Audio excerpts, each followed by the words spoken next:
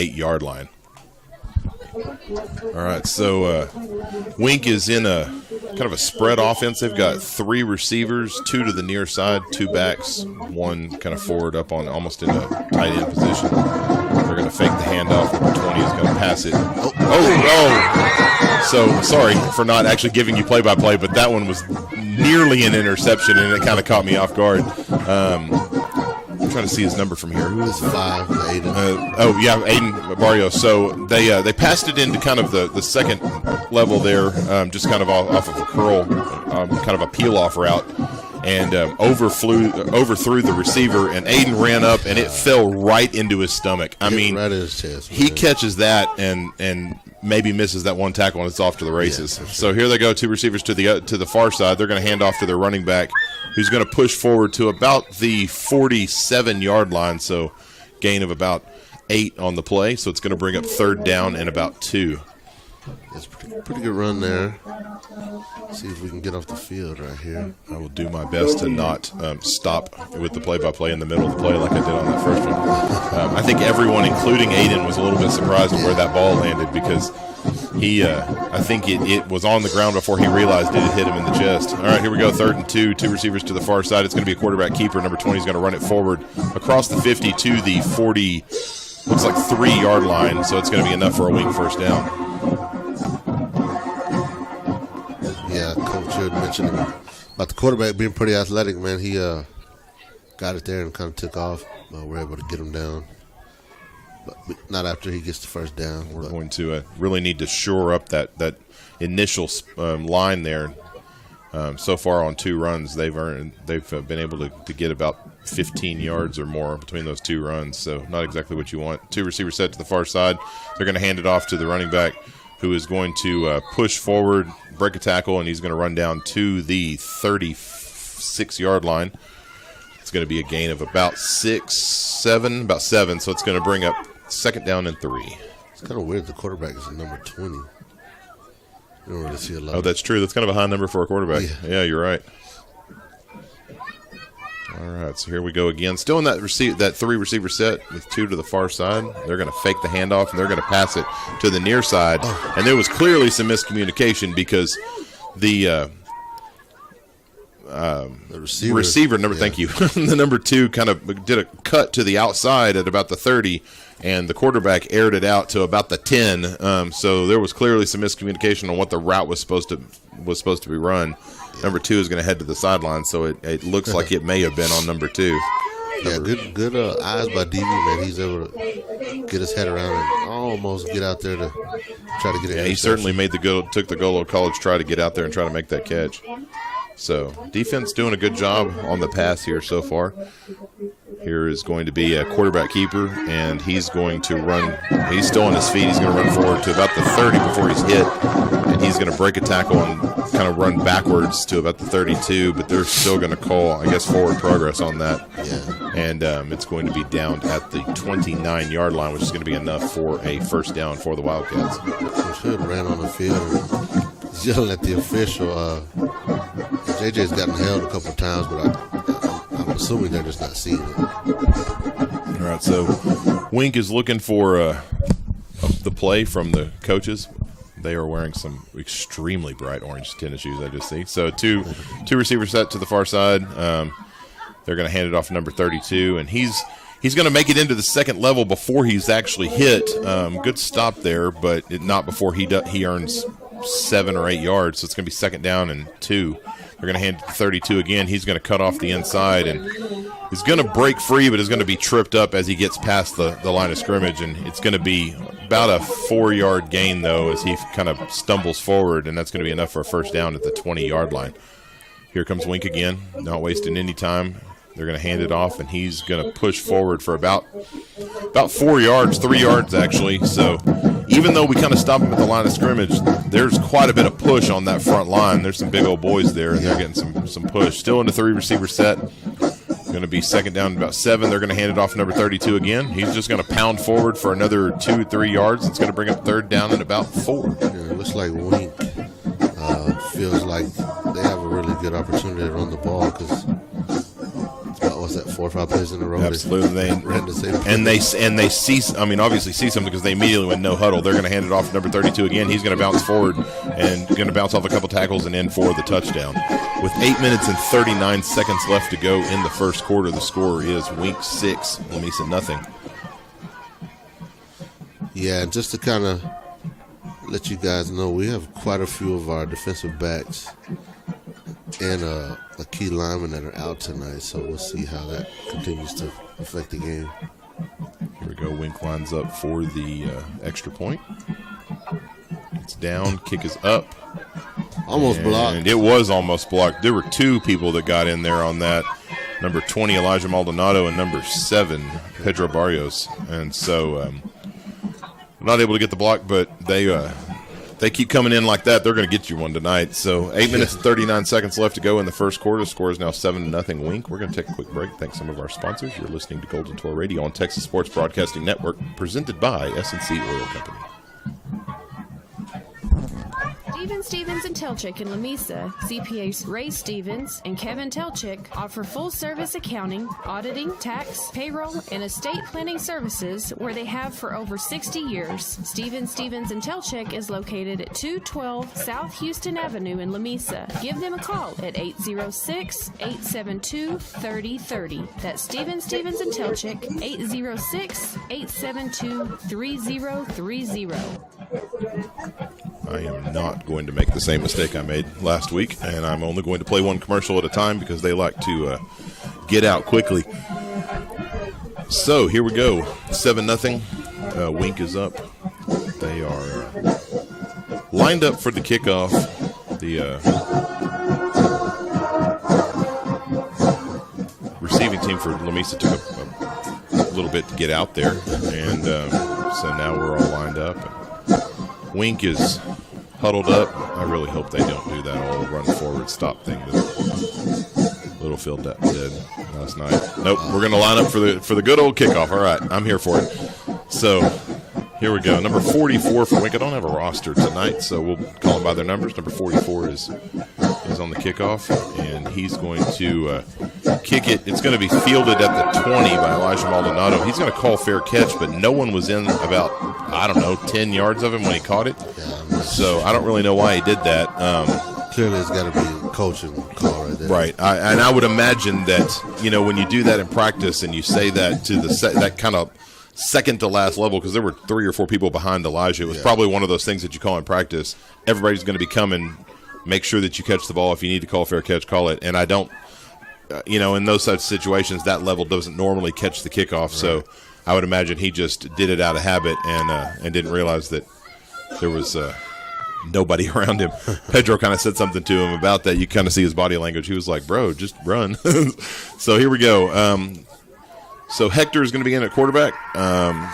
Benito in at running back. And there is one receiver to the far side in that flex bone offense. They're going to send Pedro in motion. They're going to hand it to Benito, and Benito is going to run off the corner for about call that a 4-yard gain, so a solid first pickup by Benito. It must have been a really good jump start for our right tackle because he got off the ball. Yeah. I'm sure they're going to throw the flag, but we'll take it. Looks like that's is that J.J. Morales on the far side? Yeah, it looks like it is.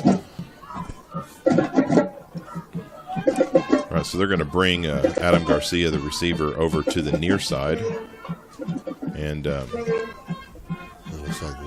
we're back to using the got some sort of I don't know, but we're going to get a delay game here. Some sort of plate or something that we're calling on. We got the playoff somehow because there was only 2 seconds. They're going to hand it off to Benito after turning the wrong direction. And still gets it to Benito, and Benito still somehow figures out a way to make that into a 1-yard gain because that was a completely busted play. Sorry. No, you're good. Hood is clearly trying to run the clock down and kill the clock, but he waited way too long. Yeah, he did. And it almost it looks like Hood says, "To heck with this video board thing," whatever it is they've got down there, and he just walks out to Hector and gives him a play. Yeah, so Hector's running the play in with coming up on 10 seconds on the play clock. They break the huddle with 11 seconds, so plenty of time to get the play off. Still that flex bone on a receiver pulled in near to the Yeah, now it's going play. it's going to be a false start. It's going to hurt because number 2, I'm not sure who that is, but he was leaking up the middle of the field, and he was going to be wide open. But it's going to be a false start. So they're going to back that up 5 yards, and it's going to bring up 3rd down and 10. So 7 minutes and 11 seconds left to go in the first quarter. Not where you want on your first 3rd down, as you really need to answer Wink's score with a score for you to be able to stay in this game. So here we go, 2 receiver set. Hector's going to roll out, and he's going to throw it to Adam. And that so the defensive back comes up over the top, actually hits him in such a way that his helmet and head on Adam Garcia comes back. The entire coaching staff has something to say about that, and they call no flag and incomplete pass, and we're going to punt. The ref didn't flinch, but the corner ran up behind Adam and bear hugged him from his head. But no flag. Yeah, so here we go, 4th down and 10. They are barely going to get the punt off. It's going to take a Lamesa bounce at the 47, and it's going to roll across the 50 and out of bounds at the 40, roughly 39. We'll see where they spot it. They are going to place it at the 39-yard line. So he got a good roll. It did get a good roll there. It bounced a good 10 yards or so for Lamesa. He was under some heat, so he had to get it all quick and kind of kicked it a little bit higher than he wanted. Yeah, it was a little bit of a low snap, but when he came up with it, there was somebody right in his face. So kudos to him for getting that off. But I did it right there. Wink is it's gonna be a long night. The Wildcats. The Wildcats are lined up and ready to go. They've got a 2 receiver set, 2 to the far side, 2 backs. They're going to hand it off. Oh, it's dropped. Quarterback is actually – so it looks like quarterback may have tried to pull it, and the running back tried to take off with it, and it bounced back and to the left a little bit, almost kind of in the direction of where the quarterback was running. Quarterback had enough wherewithal to fall on it, and it's going to bring up 2nd down and 14. Yeah, he definitely was. He had some daylight out there, man, but maybe he got a little excited and lost the ball. Yeah, absolutely. We'll take it. So here we go. Still in that 2 receiver set. They're going to hand it off to the running back this time. And nothing doing on that one. We actually do a pretty good job of stopping him, but not before he basically just kind of weasels his way forward for about 4 yards. There was he looked like he was kind of dead to rights there, and he just kind of sneaks back and forth and gets out of a couple tackles and just falls forward. So it's going to bring up 3rd down and 10. So got a chance to get off the field. We need a good stop here. I assume they're going to put it in the air. So, nope, they're going to hand it off to the running back, and he's going to take off, and that's number 44, and he's going to score. He found an opening off the right side, and after he broke the first level, there was nobody there on the right side of the play. And I don't know if that was because they had no receiver to the near side, so there was no back covering that. But once he broke free, different running back, number 44, he was off to the races, and nobody was able to catch him. Kind of a taller individual. He's apparently looks like he's their kicker too. It looked like they ran a little trap play we run. They had 2 big linemen swinging around the right side, and he led them to the promised land right there. So the kick is down, it's up, and it is good. So with 5 minutes and 43 seconds left to go in the first quarter, the score is Wink 14, your Lamesa Golden Tornadoes 0. We'll take a quick break. Thanks to some of our sponsors. You're listening to Golden Tor Radio on Texas Sports Broadcasting Network, brought to you by Medical Arts Hospital. Here are your 3 churro shakes. Enjoy your Sonic. Let me try. You got like 800 horsepower of cinnamon, sugar, and caramel. You got I'm saying it with 800 R's in it. Enjoy the perfect summer treat with the all-new Sonic Churro Shake, sprinkled with sweet cinnamon sugar and swirled with creamy caramel into real vanilla ice cream. All topped off with a crispy, warm churro ready to be dipped and devoured. Try one half price when you order in the app for a limited time only at Sonic. Exclusions apply. See app for details. Limited time only at participating Sonic brands. Stop by your Sonic today in Lamesa. Be sure to download the Sonic app. Good luck today and this school year to all of our Golden Tours and Lady Golden Tours from Sonic. And we're back if you're just joining us. 5 minutes and 43 seconds left to go in the first quarter. Lamesa down 14-0 as they line up for the kickoff. So had them kind of where we wanted them if you're just joining us. 3rd down and 10, and we just didn't have enough protection on the weak side of the ball, and they were able to exploit that. So it's like here, an onside kick. It is an onside kick. That is bold, and they are going to get it. They got it back. So J.J. Morales is actually waving his hands back and forth almost like he thinks it was touched before 10 yards, but I think they were able to get it. Yeah, so there's no way they're going to call it. So the onside kick is recovered by Wink, and that's clearly not something anyone was expecting when you're up 14-0 in the first quarter. I'll keep my thoughts to myself on that one. So here we go. Wink has the ball, and they're not wasting any time getting to the line of scrimmage. And we'll see how Lamesa responds here. Ball on the 40 going in. And they're going to keep it. The quarterback he's going to roll out, and he's going to throw it, and that's a... Oh, my gosh, Pedro. He had that. Number 11 turned in on kind of a streaking... I'm not sure why he threw it. I don't either. Pedro was right there. He was over the top of him the whole time, and as soon as he threw it, I knew it was picked. But route. That was the word I was looking for. Good Lord. I'm going to need some coffee or something. I don't know what's wrong with my tongue tonight. So, nevertheless, it's 2nd down and 10, and we'll take it. Would have liked to have had that pick, but here we go. 2 receiver set to the near side. Quarterback's going to fake the handoff, and he's going to keep it. And he's going to run to the outside, and let's see, who was that? 87 is Esteban Acosta. Tracked that play the whole way, yeah, really and made a great tackle in space. Shedded a block and made the tackle, man. That was textbook. Big they're down here. I know you and I talked about, feeling good about being down 2 scores, but looking at going down 3 scores, you really want to get off the field. You have to get the stop here. It's 3rd down and 11 on the 41-yard line. 3rd and 11. So, got that 2 receiver set again, and the block is the running back is on the weak side of the ball. Looks like Wink's going to have to call a timeout. Somebody was lined up wrong for Wink. So we're going to take a break with them. Thanks to some of our sponsors. You're listening to Golden Tour Radio on Texas Sports Broadcasting Network, presented by S&C Oil Company. SST Wealth Management is a full-service wealth management practice at 212 South Houston Avenue in Lamesa. Owner Ray Stevens, a financial advisor with Avantax Wealth Management, offers full-service financial planning and wealth management. Give Ray a call at 806-872-3030. That's 806-872-3030. SST Wealth Management proudly supports all of our area youth.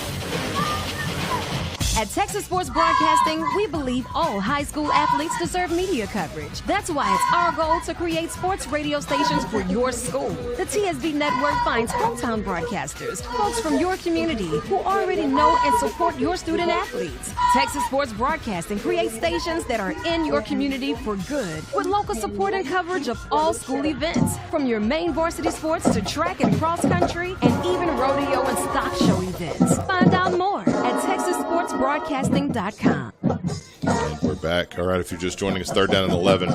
Wink with the ball after the onside kick, and Lamesa's trying to get them off the field. He's going to run it. And the quarterback's going to keep it. He's going to run to the outside, and we're going to... Oh, that was a very good... Yeah, that was a bad spot on our part. That was an extremely generous spot. It looked like his knee went down at about the 32-yard line, but they... Yeah, he bounced forward, and the ref gave him... They placed it where the ball landed instead of where he went down, and they're going to give him the first down. So, some questionable calls from the referees early in the game. I don't really know what's going on here, but we need to get a turnover or stop. Well, absolutely. So they're going to hand it off to number 32. He's going to run straight up the middle and kind of bounce to the outside, and Zamora is able to bring him down after about a 4-yard gain. Oh, there's a flag on the play on the far side of the field. Hopefully it's the coaches. This is 2 weeks in a row that the coaching staff is just all over the field. I don't know why that's becoming a norm, but, I mean, they're just – legal procedure, maybe. one of their coaches is clear out at, like, several times has been standing at the 40 number painted on the field. And I don't know, I guess I don't know reason why that's becoming more and more common, but I'm not a fan of it. All right, so here we go. Whatever the penalty was, first down and 15 from the 35. Quarterback's going to keep it, and he's going to be brought down behind the line of scrimmage by Elijah Maldonado. The quarterback's going to drag him forward just a little bit, so they're going to call it a 1-yard gain. Coaching staff is out on the field again.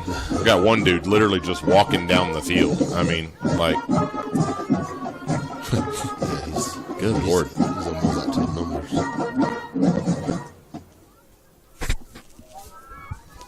All right, so Wink is taking their time. 3 minutes and 25 seconds left to go in the first quarter. Wink up 14-0. 7 seconds left on the play clock. 3 receivers set, 2 to the near side. Running back to the strong side. And they're going to fake the handoff to number 44. Number 20 is going to keep it. He's going to shoot right up the middle, and he's going to be finally touched at the 5-yard line. He's going to drag, was that Aiden? He's going to drag Aiden down to the 2. So not exactly, I mean, absolutely not what you wanted there. It's going to bring up first down and goal. It seems like for whatever reason, when they break off the corner on the weak side, even on the strong side, if they get into that second level, there's just nobody there to tackle them for some reason. So here we go, first down and 10. They're going for 2. Oh, no. No, they didn't score. So first down and goal, rather. They handed it number 44. Actually, no, they kept it. That was I'll give them credit. That was a great fake because I didn't even see it. He's going to keep it. He's going to cut in off the left hash mark, and then he's going to be in for the touchdown.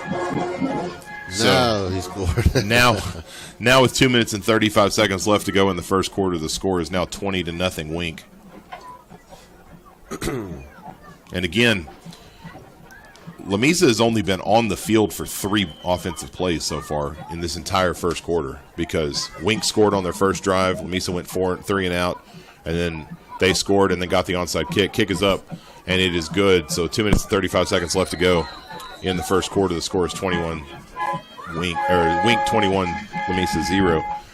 Again, like I was saying, Lamesa's only run 3 offensive plays in this entire first quarter. So Wink has done a really, really good job of controlling the clock and controlling the ball. And we'll see kind of what Lamesa has as they get the ball for the second time in this game to Wink's 3. Yeah, hopefully if they don't try to some offside kick again. I would imagine, though, if they kind of run out like that, I would imagine we're gonna be ready Golden for Tornadoes will shift. We should be ready for it right now. Yeah, I would think so. They'll probably kick it deep. So they're not really doing anything special, man. They're doing simple read option, and somebody's not keying on the quarterback, and he's just killing us, man. Yeah. Well, take a moment and thank some of our athletic and academic supporters on Golden Tour Radio this year. Dawson County Library, Pedrosa's Restaurant and Sissy's Dive, South Plains Implement, Lamesa Physical Therapy and Sports Rehab, and Dawson County Boys and Girls Club. If you'd like to show your support for the Golden Tours this year on Golden Tour Radio, please call or text Clay Vickers at 325-575-0427. We offer half price for nonprofit and non-business sponsors, so family and friends can afford to give a shout-out to their favorite Golden Tour. Again, for more information, call or text Clay Vickers at 325-575-0427 or email goldentourradio@gmail.com today. All right, here we go. They're lined up and acting like they're going to onside it again, but it looks like he squares himself, and the kick is actually up, and it's going to go all the way back to the 15-yard line where Pedro Barrios is going to field it. He's going to run up. He's at about the 27, 28-yard line before he's met and tackled. And so that's where the Golden Tornadoes are going to start with the ball at the 27-yard line. 2 minutes and 30 seconds left to go in the first quarter. 21-0 Wink. Yeah, I mean, obviously not where you want to be. We're going to have to put some points on this drive. Absolutely. Stay in this game. You put some points on this drive. Allow your defense a little bit of a rest. Yeah. You get a stop on the next one. You still have plenty of time. You get the ball at the second half. Yep. So, I mean, we're not out of it. We've got to put a good drive in here. So, Flexbone offense, they're going to send Elijah Maldonado, and they're going to call a false start. Yeah, and it may be due to the fact that I know we mentioned some linemen being out. Jonathan and I forget his name, 65. Give me just 1 second to pull that up. Jake. Oh, yeah, I got it. Jake Gonzalez. Both of them are in jeans tonight. Maybe the backups are a little jumpy. Like you said, that was only really the fourth offensive play ran. So here we go. 2 receiver set. They're going to send Pedro Barrios in motion. They're going to run a trap play to Elijah Maldonado, and they track that all the way, and he's going to end up losing 2 yards on that. So it's going to bring up 2nd down and 17. It's a good play, but being down 2 starting linemen, you have to get a good push off the line for that to work, because he's coming across, and if anybody breaks free, there's somebody right there in his face. So you're asking a lot for a couple of guys that maybe don't get a lot of work. So some scores from around the district. Slayton is up on post 6-0 in the second quarter. My timing is horrible on that because they're already into the line. We'll bring that in a second. 2 receiver set, nobody in motion, and Hector is going to be sacked.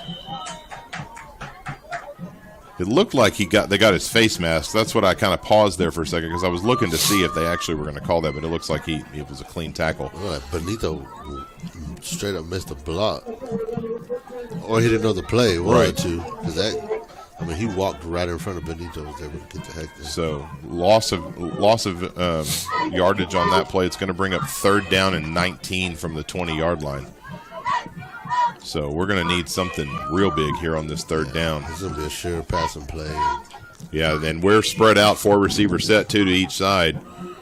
Hector's going to drop back, and he's going to throw it to number 2, Xavier Vela, and he's going to catch it. It was only about a 3-yard pass, and the DB tracked him the whole way. So it's going to be about a 2-yard gain. So you're looking at about 4th down and 17. Yeah, I don't or so. Or actually, I guess it was about a 5-yard play. So you're looking at 4th down and 14. Why we don't just take a shot right there? I mean, 3 yards doesn't really do anything. 45 seconds of counting till the end of the first quarter. 21-0 Wink, and we're lined up, I would imagine, to punt. And he gets the punt off. It's going to be fielded at the 45-yard line across the 50. He's going to run to the outside. He's going to break a tackle, and it's going to just get leveled by Pedro. I mean, Pedro just came up forearms up and just laid him in the dirt. Yeah, he's wobbly. He's wobbly walking to the side. Yeah, he is. Boy, that was a hit. Pedro laid it. Pedro didn't even lunge at him. I know. He stood there like a brick wall. It didn't even lose his balance. He just kind of stood there and just said no. All right, so number 5 is still not off the field. He's jogging slowly. I can imagine. I'm starting to imagine Looney Tunes when they kind of get hit and those birds are flying around their head. He took his helmet off. Yeah, he did. He's actually talking about it and leaning back. 3 receiver set to the near side. Or to the far side, rather. Quarterback's going to keep it. He's going to bounce to the outside. He's at the 25, the 20, the 15, the 10. He's going to get hit hard by number 32, D.V. Lugo. He thought he was going to put a hit on D.V., and D.V. knocked him out of bounds. So a few more hits like that, and maybe it'll slow him down a little bit. 16 seconds, and they're going to continue to run the clock, even though, now they stopped it again. It should. It looks like he ran out of bounds, didn't he? He did. I'm not sure about the high school rule, but normally you have to be going forward. Oh, okay, sure. He definitely wasn't. So 3 receivers to the near side now. Quarterback is going to roll out to the strong side, and he's going to pass it to the end zone. He did not have that ball. It was still rolling around in his hands as he fell out of bounds in the end zone, but they're going to call a touchdown. It looks like these refs just don't want to be here tonight or something. They're trying to get this thing over with and move on and get to the house because this official, that was not a catch on our sideline. I mean, he's right in front of it, and I can see it clearly from here that he lost the ball on the way, falling out of bounds. It bounced off his chest, and he was reaching out to try and scoop it in out of midair, and was still in the process of doing that as he fell out of bounds. Ball is down, and kick is up, and it's blocked. Pedro is going to field it, and he's going to be tackled at about the 17, 18-yard line. So nothing doing on that extra point. 9 seconds left to go in the first quarter. The score is 27-0 Wink.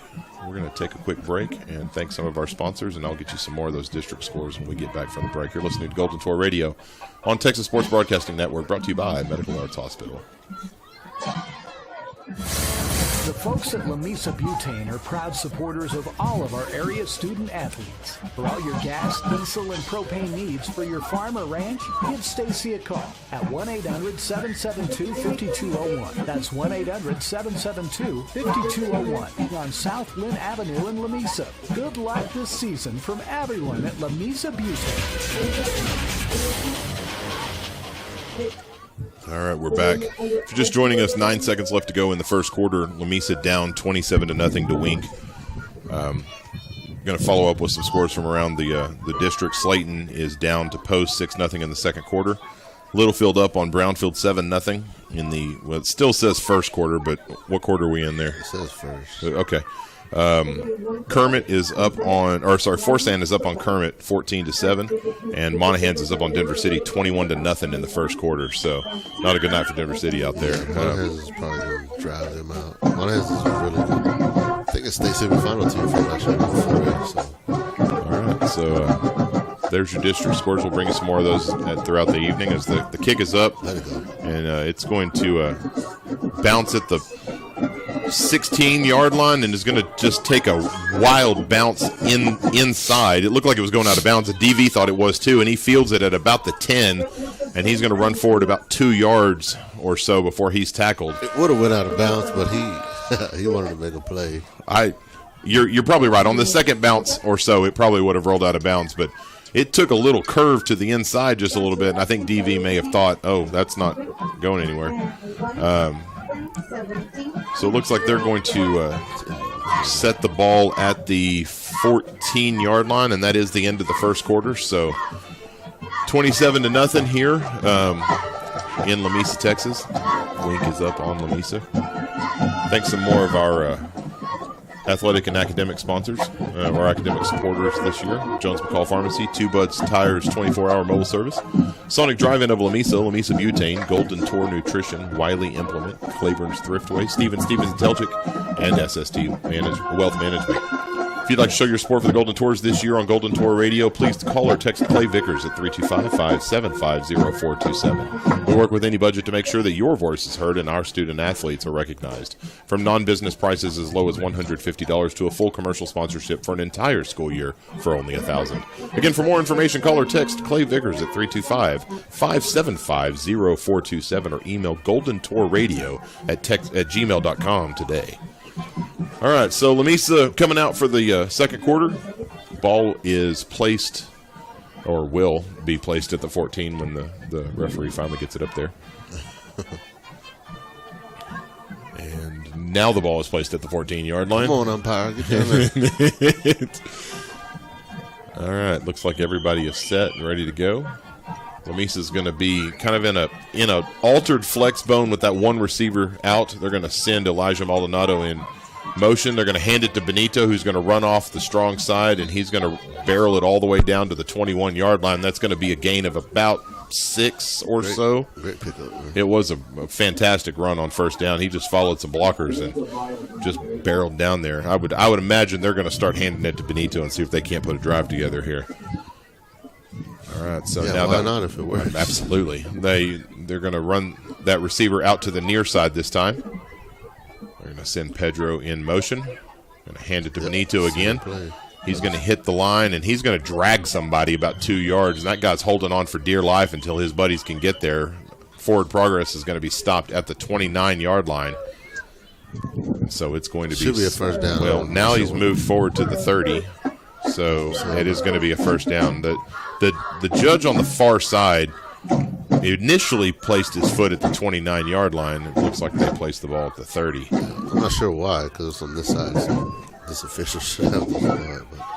All right, so here comes Lamesa again, receiver to the near side. They're going to send Pedro in motion again. They're going to hand it to Benito again, and Benito's going to get hit at the line of scrimmage. He's going to bounce off of it, and he's going to try to roll out to the strong side, but had a number of Wildcats track to the ball on that one, and he's going to end up losing. We got a low push on the right side, and they barrel through there and let it in the backfield. And kudos to Benito for staying on his feet after that hit, but he just wasn't able to get the push past the line. So here we go, 2nd and 11, ball at the 24-yard line. And they're going to send Pedro in motion. They're going to hand it to Benito. Benito's going to push forward for about 3 yards or so to the we're doing the half-yard marks again, to the 32-yard line. Listen to us. Between you, me, and the fence post, that drove me up the wall last night. All right, so here we go. Ball is placed at the 32-yard line. It's going to be 3rd down and 8. Mesa comes to the line in a bunch set, so unless we're doing some sort of trickery, we're running the ball. We're going to hand the ball off to, I know they're going to keep it and run the option. They're going to pitch it out to, is that Elijah? Elijah Maldonado, and he's going to miss a tackle before getting, and run forward before getting hit. He's going to get a solid 7 yards on the play. It looks like they're calling holding on us. Yep. So the opposing coach yelled at the official and he threw his flag. That's great. That's exactly what you want to see.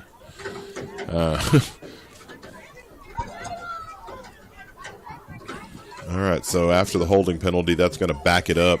It looks like they're calling it from basically the line of scrimmage. So it's going to bring up about 3rd down and, what is that, 16 yards? Yeah, 16. So 3rd down and 16 from the 19-yard line.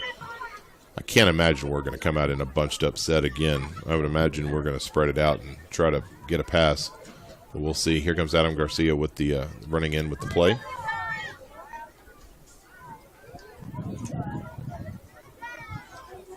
All right, here comes Lamesa to the line of scrimmage. 2 receiver set, 1 to each side. They're really not that spread out, so we'll see what they call. And Hector's going to roll to the near side, and he's going to throw it to Pedro, and it was back across. Yep, you're absolutely right. Back across his body, and it was just a little low for Pedro. He wasn't able to get to it. The defensive back broke on the ball pretty well and was able to basically be there where Pedro was and break up the play. So it's going to bring up 4th down and 16. Ball still placed at the 19-yard line. 9 minutes and 7 seconds left to go in the second quarter. Wink up 27-0 against the Golden Tornadoes. I don't think we've gotten past the 30 yet. All right, here we go. We'll see if they so ball is snapped. The punt is up, and it is going to land at the 40-yard line and take a wink bounce, roll under the legs of somebody, and it's finally going to be downed 44 at the about the 35-yard line. 44 is, there is no 44 on my roster, so I don't have a clue. Let's see if he takes his helmet off. But yeah, it bounced, and it just, and there was nothing on 44. It bounced just perfectly, where it just went airborne right between his legs, and wasn't able to down it there. But ball is finally down at the 35. Wink doesn't waste any time coming to the line of scrimmage. They are looking to capitalize on the current situation of the ball game. 3 receiver set, 2 to the near side. They're going to pass it to the 1 receiver side, and Adam Garcia is going to play fantastic defense. He tracked that the whole way and sticks a hand up and knocks it away. Great job by Adam there. Yeah, really good play. He was where he wanted to be. Maybe a little too far to reach to try to pick it off, but nevertheless, he knocked it down. Got 2nd down and 2. All right, so here we go. Why did they move the ball to the near hash?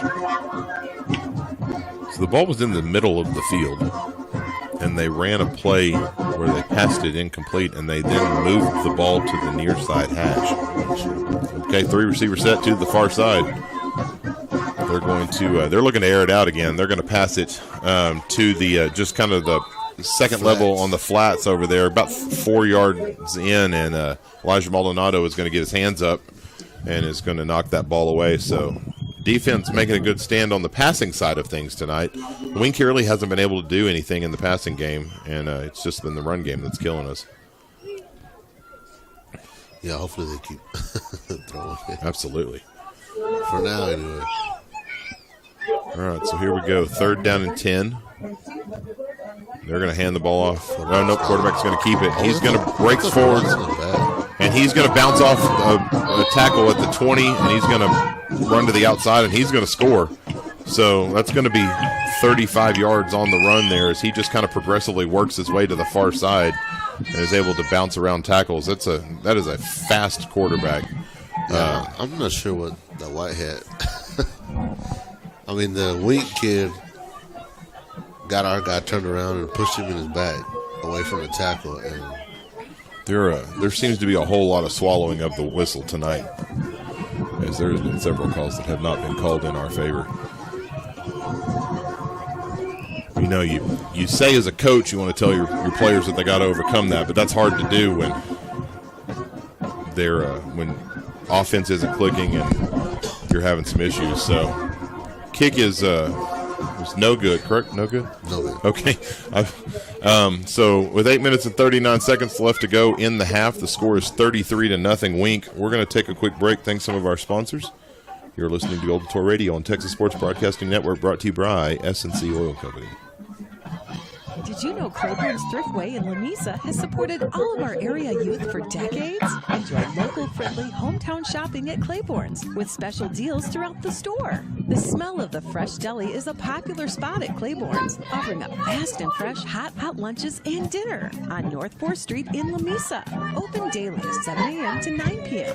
Claiborne's has the freshest groceries and will help deliver it all to your car the old-fashioned way. Good luck today from the whole team at Claiborne's.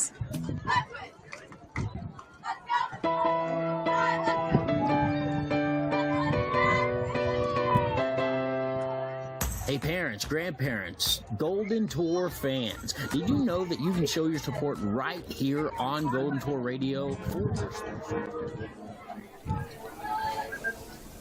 We will replay that commercial here at our next break.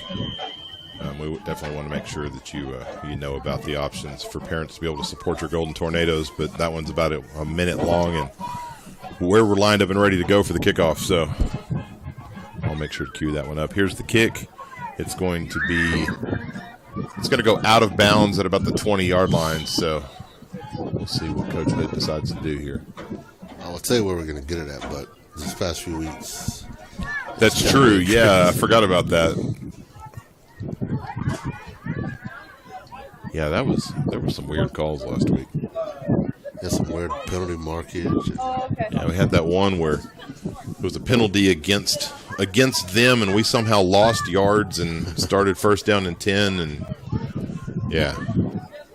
So the ball is going to be placed at the 30-yard line. 1st down and 10. Should be correct.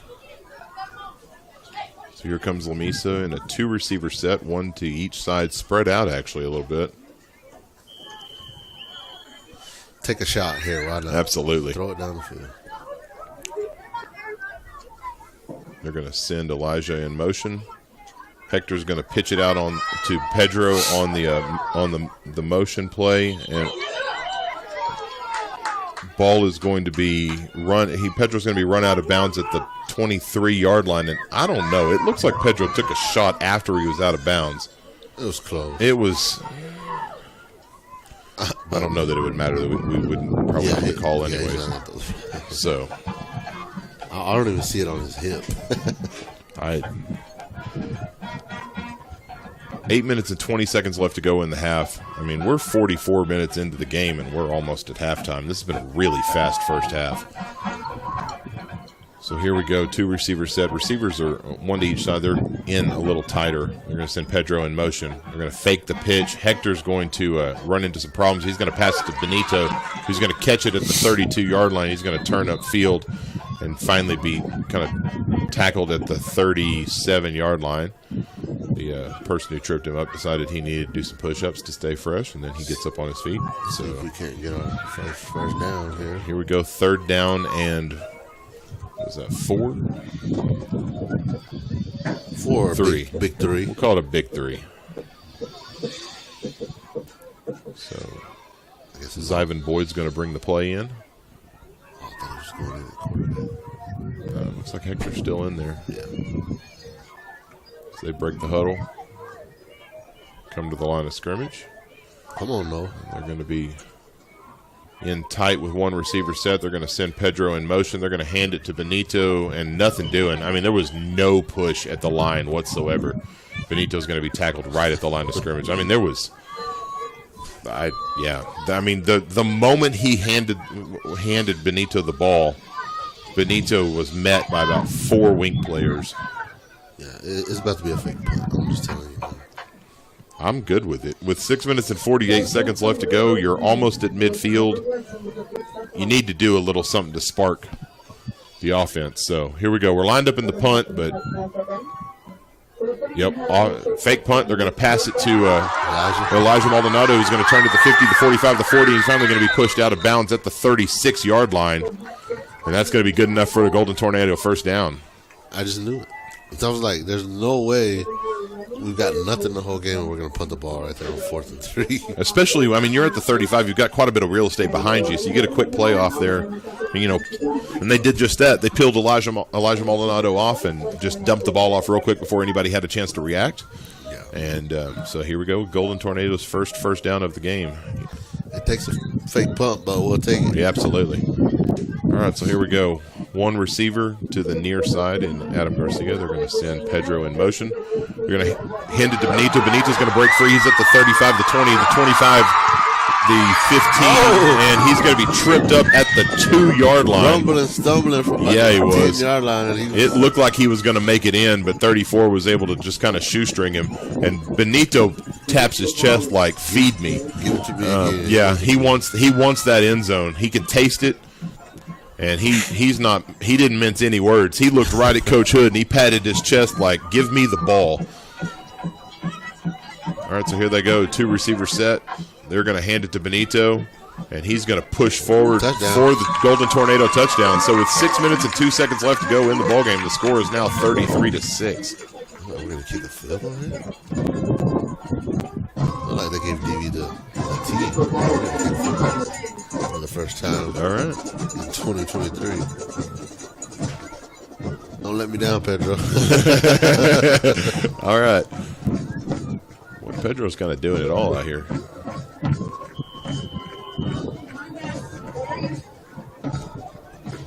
All right, so they're lined up for the kick.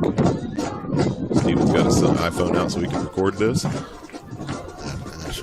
And the snap is down. The kick is up, and it is no good. Oh, it fell just underneath. He got the kick off, and it just didn't quite get there. So with 6 minutes and 2 seconds left to go in the first half, the score is 33-6. Wink. We'll take a quick break. Thank our sponsor and our sponsors, and we'll be back here in just a second. You're listening to Golden Tour Radio on Texas Sports Broadcasting Network, brought to you by Medical Arts Hospital.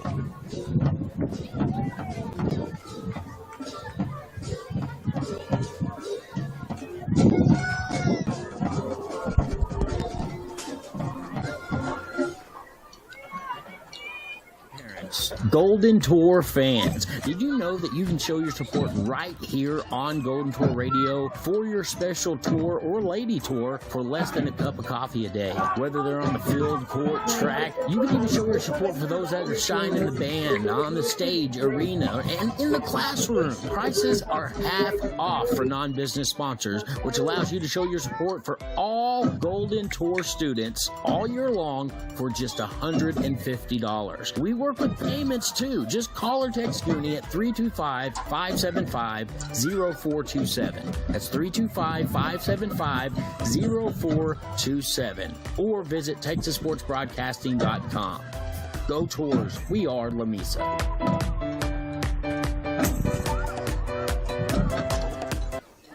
sorry about the beginning of that commercial. I forgot that I had turned the slider down on the computer because we had come back from the commercial break with the commercial turned. I had to turn it down there on the computer. And so I pressed play and nothing happened, and I was panicking a little bit.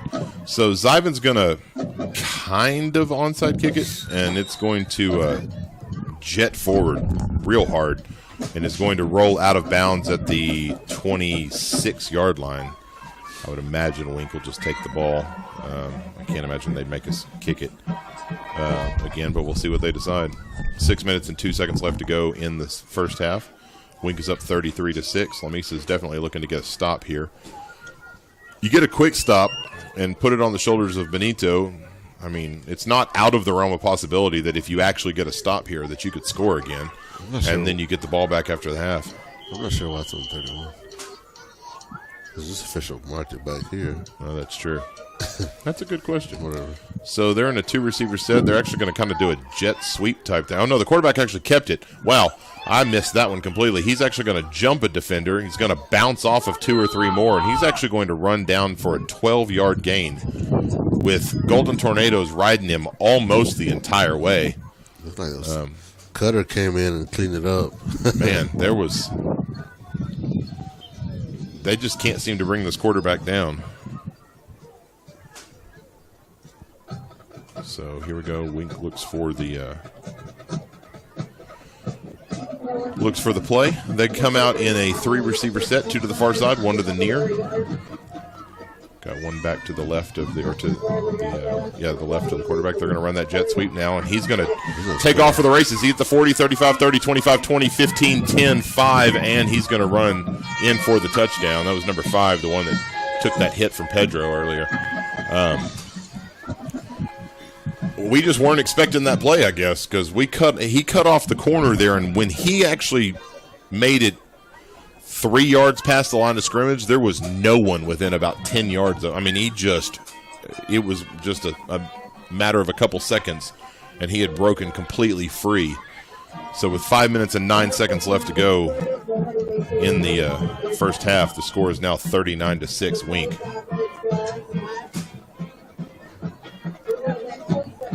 Waiting on the kick. Snap is down. Kick is up. It is good. So now with 5 minutes and 9 seconds left to go in the half, the score is now 40-6 Wink. We'll take a quick break. Thanks to some of our sponsors. You're listening to Golden Tour Radio on Texas Sports Broadcasting Network, brought to you by S&C Oil Company. Local businesses. More important to us than ever before. And since 1959, Jones McCall Pharmacy, right there on Bryan and 15th, they've been that hometown business. Open weekdays from 9 to 6. Expect a fast and friendly drive-through. Vaccines available, and you can find medical equipment you need. Download the Pocket RX app or call 872-5453. Good luck to all of our area athletes from Jones McCall Pharmacy. Lamesa Physical Therapy and Sports Rehab is ready to get you back in the game. Our facility features aquatic therapy with HydroWorks underwater treadmill, sports therapy for middle school, high school, and college athletes, or even your weekend warriors. We accept most insurance, or you can self-pay with a discount. Check out our monthly membership option. Whether it's back to work or back to play, Lamesa Physical Therapy and Sports Rehab wants you at your best. Call or come by today. All right, we're back. If you're just joining us, there's 5 minutes and 9 seconds left to go in the second quarter. Score is 40-6 Wink. Give you a little teaser for the halftime festivities, if you will. We caught up with a member of the tennis team, Raider Smith, and he was nice enough to give us an interview. Did a really great job, too. He was, I'll be honest, he was a little unsure. I kind of had to talk him into it, but he got on the mic and he nailed it. If you're listening, Raider, you may have a job in broadcasting in your future because you did a really good job. Kick is up. Pedro's going to field it at about the 2-yard line. He's going to run back to the near side. He's going to roll off a tackle, roll off a second tackle. He's going to finally be drugged down at the 17, maybe 18-yard line. So the guy tackled him and rolled him over, but Pedro stayed on top of him. And he actually popped up as if he knew that and took off running, and they called it dead because, well, that would be in favor of Lamesa, and the refs aren't having that tonight. Yeah, they can see that. But I know I'm not supposed to talk like that, but it's pretty clear tonight. So Hey, we're here to call what we see. Bring you the truth no matter what it is. All right.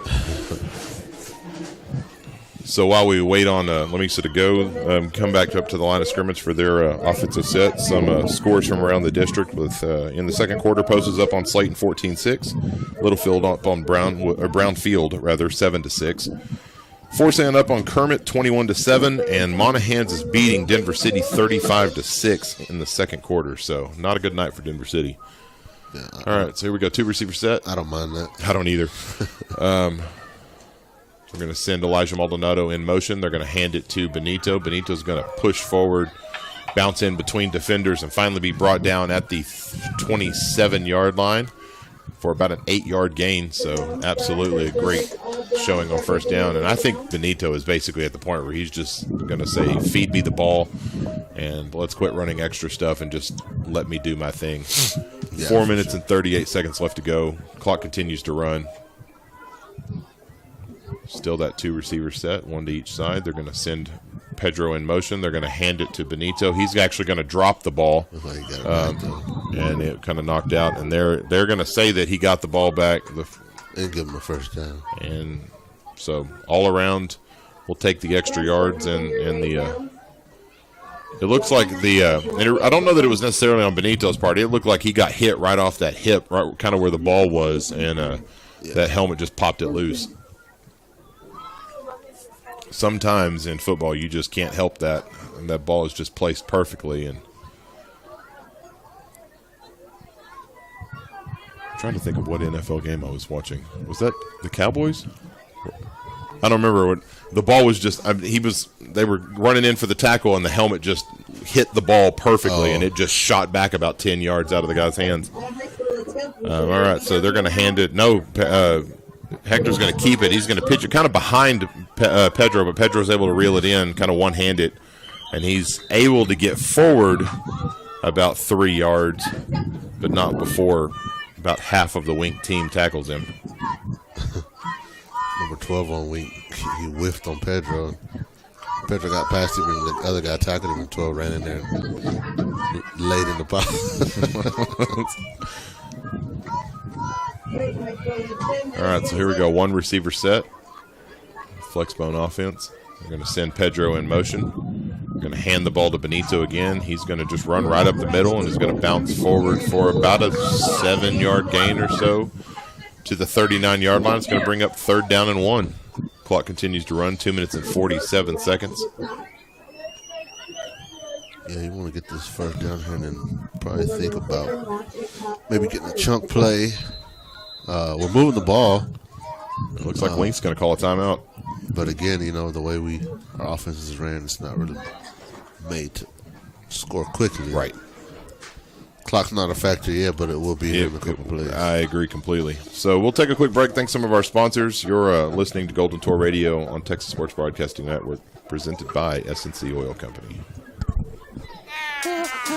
As a rural community, Medical Arts believes that caring for you and your family is far more than the quality healthcare services we offer.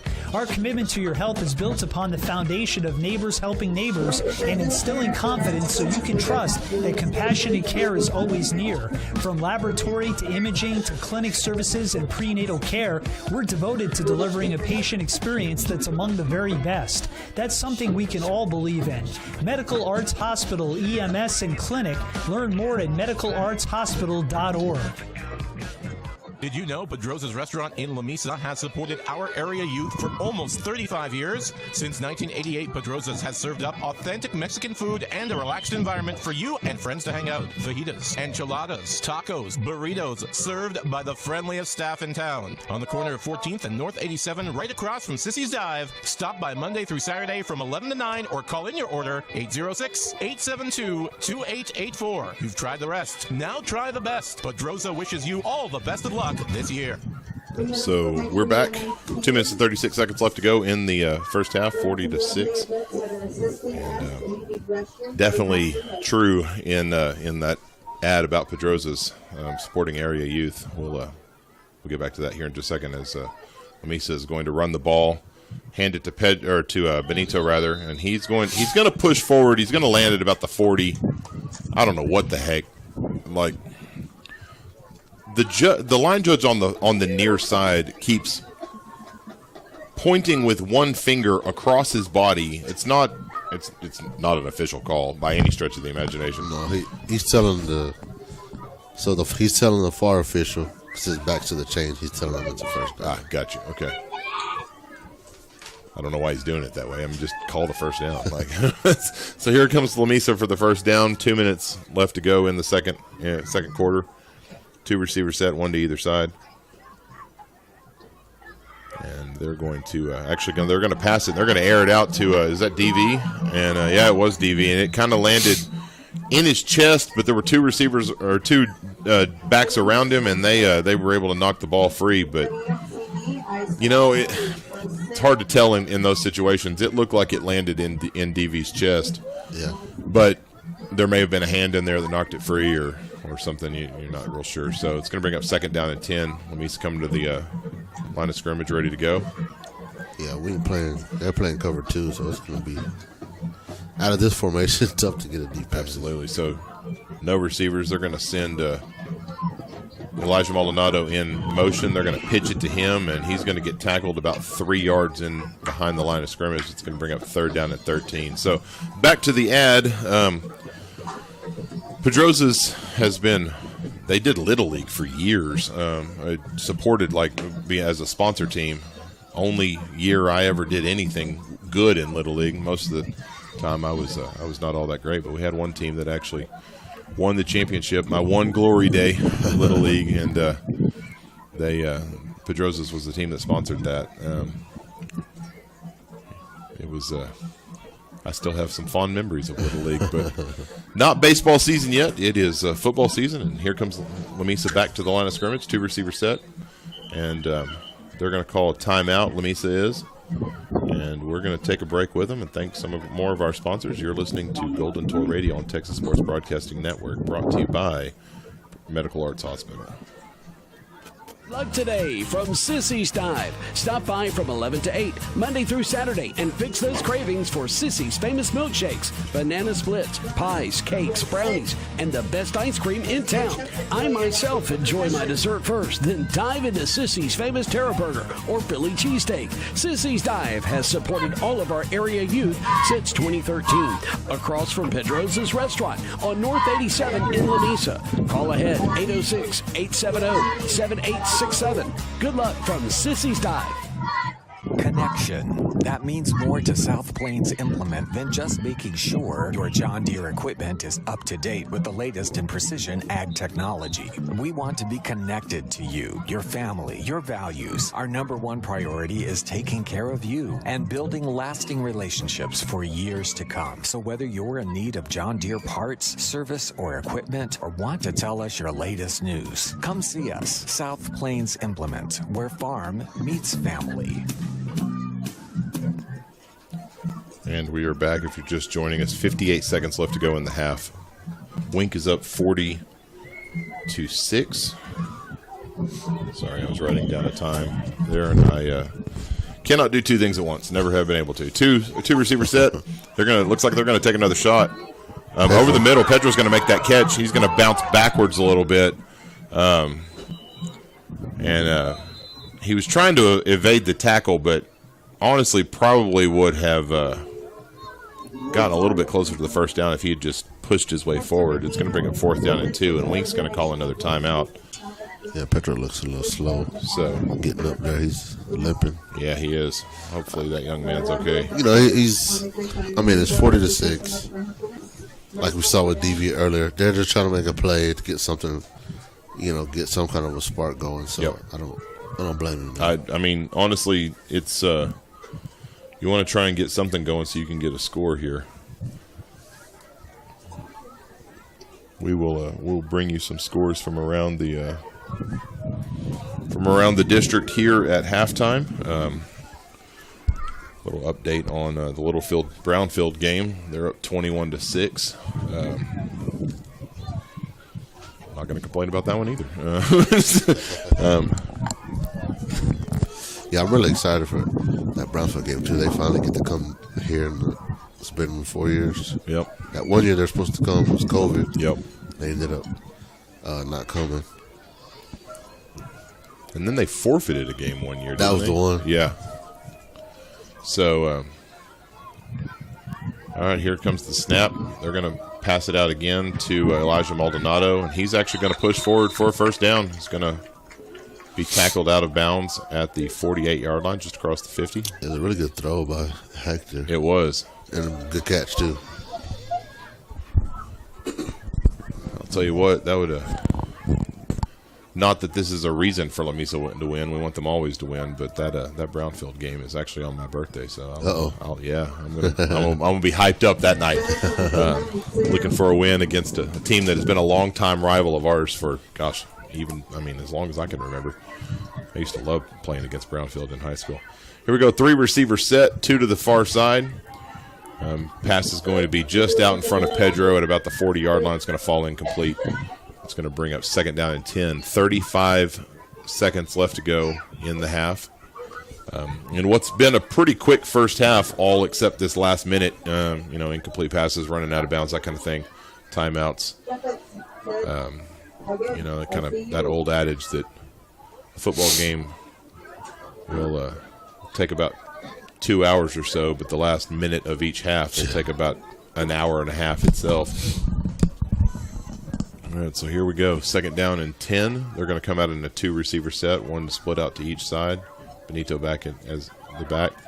They're going to pass it out to, was that DV? Yeah. DV Lugo, and he's going to fight forward for a first down.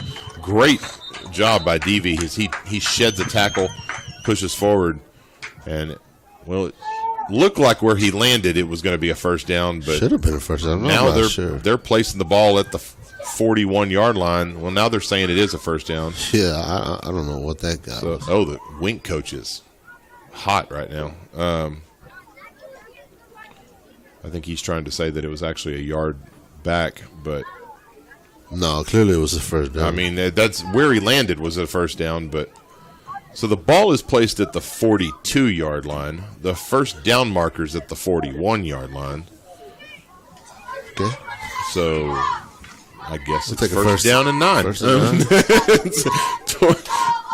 Now they've moved it back to the 41. Okay. I was kind of hoping they moved the chains forward or just let us do first down and 9.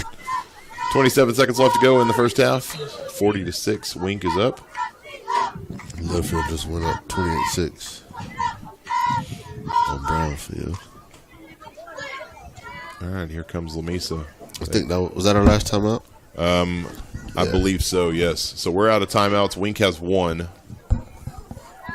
Got Xavier Vela to the near side and DV Lugo, receiver set. To the far side, I can't tell who that is, but it looks like a double-digit number. I don't know. It's Adam. So they're going to pass across the middle to, was that Elijah? So Elijah Maldonado is going to come up with the catch at the 25-yard line. The clock continues to run. It's going to be first down. And he's going to roll out to the near side. He's going to pass it to number 2, Xavier Vela. And Xavier is actually going to get Xavier's going to get tackled at the 5-6-yard line. Hood's calling a timeout. Yeah, Hood is calling a timeout, but I don't know that he has any left.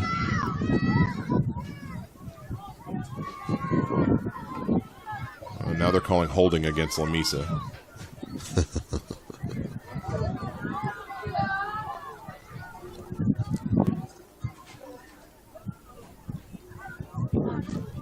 So now they're calling timeout Lamesa. Yeah, Hood's upset. Yeah, Hood is not happy about that call at all. I mean, it's kind of a bang-bang play, but, 40-6. I mean, seriously, I mean, I've always kind of been that, you don't, I'm not saying swallow the whistle, but if it's not just a clear, just flat out, you hold them and you drag them to the ground and you affect the play completely, the thing they called a hold on, there was that guy got past the lineman and was in the face of the quarterback and was actually able to almost affect the play. And so it's one of those that it didn't actually affect what was going on. So I don't know that you necessarily call that. So now the Wink coaches are not happy about And he may something. be upset because that's our 4th timeout.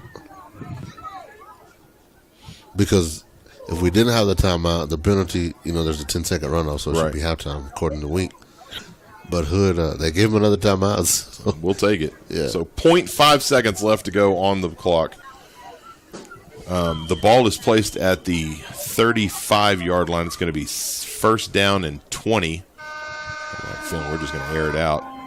He's going to pitch it forward as he's getting drugged down from behind, and it's going to fall incomplete, and that's going to do it for the first half. So we're going to take a break, thank some of our sponsors. When we come back, we'll catch up with the Lamesa High School tennis team and see how they're doing this year from Raider Smith, and then we'll check in with some scores, kind of talk about the first half, and we'll bring you the second half. We'll be back here in just a second. You are listening to Golden Tour Radio on Texas Sports Broadcasting Network, presented by S&C Oil Company.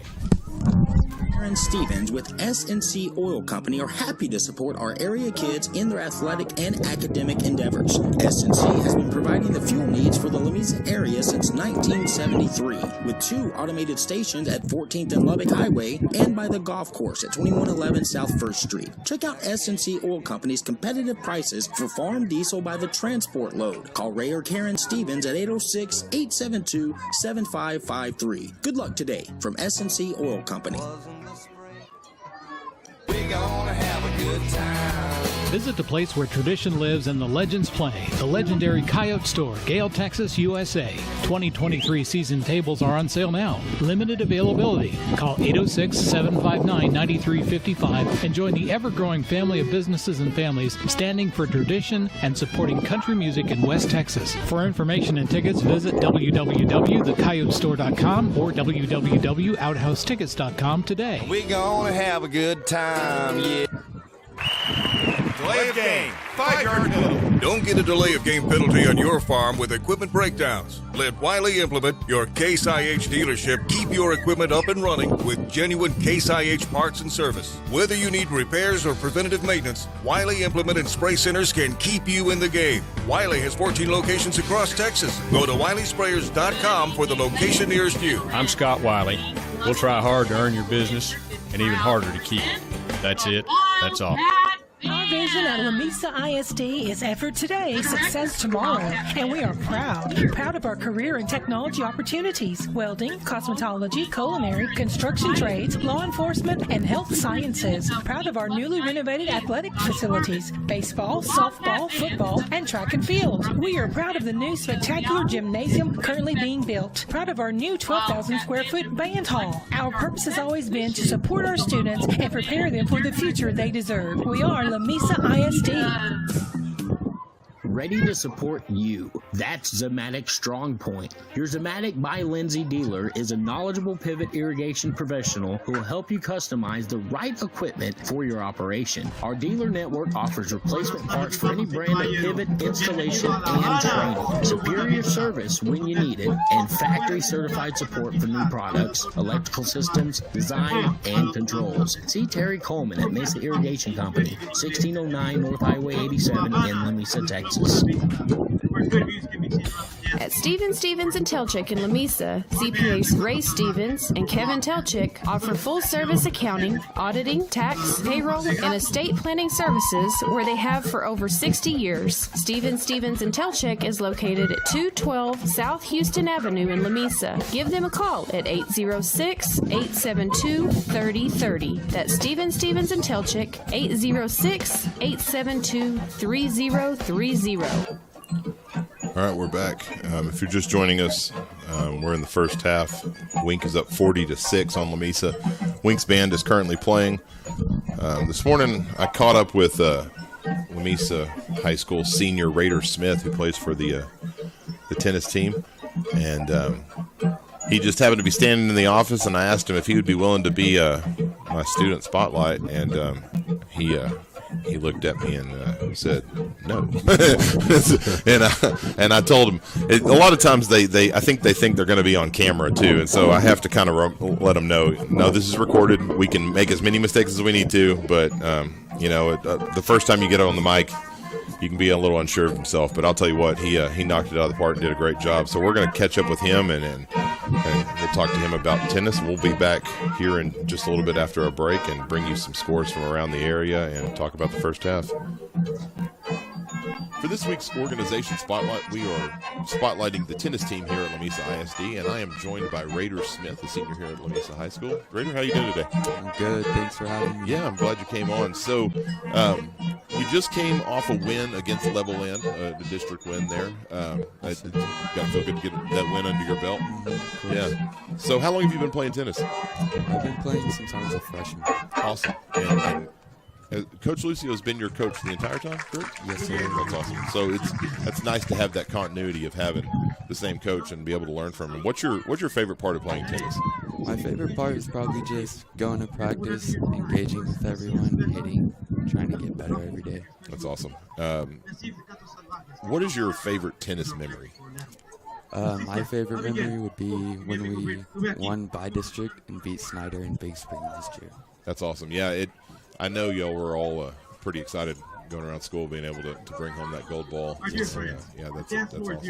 So you've got a game this Saturday. Who are y'all playing? Just kind of shout out the program and let us know who you're playing and all that.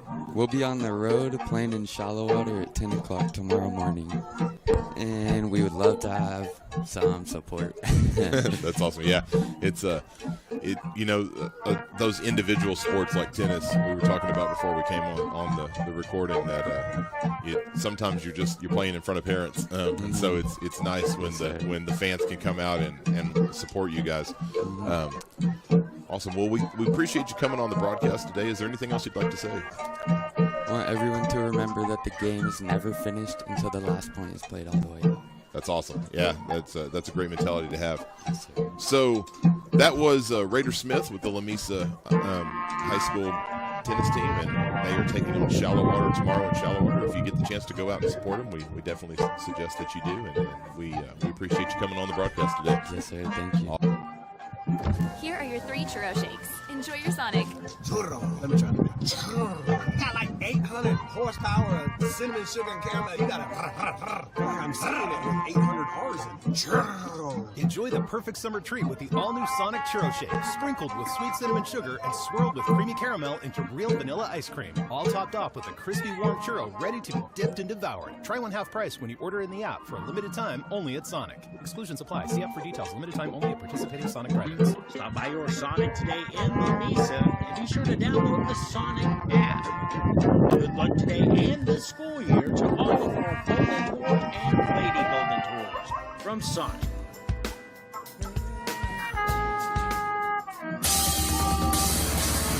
SST Wealth Management is a full-service wealth management practice at 212 South Houston Avenue in Lamesa.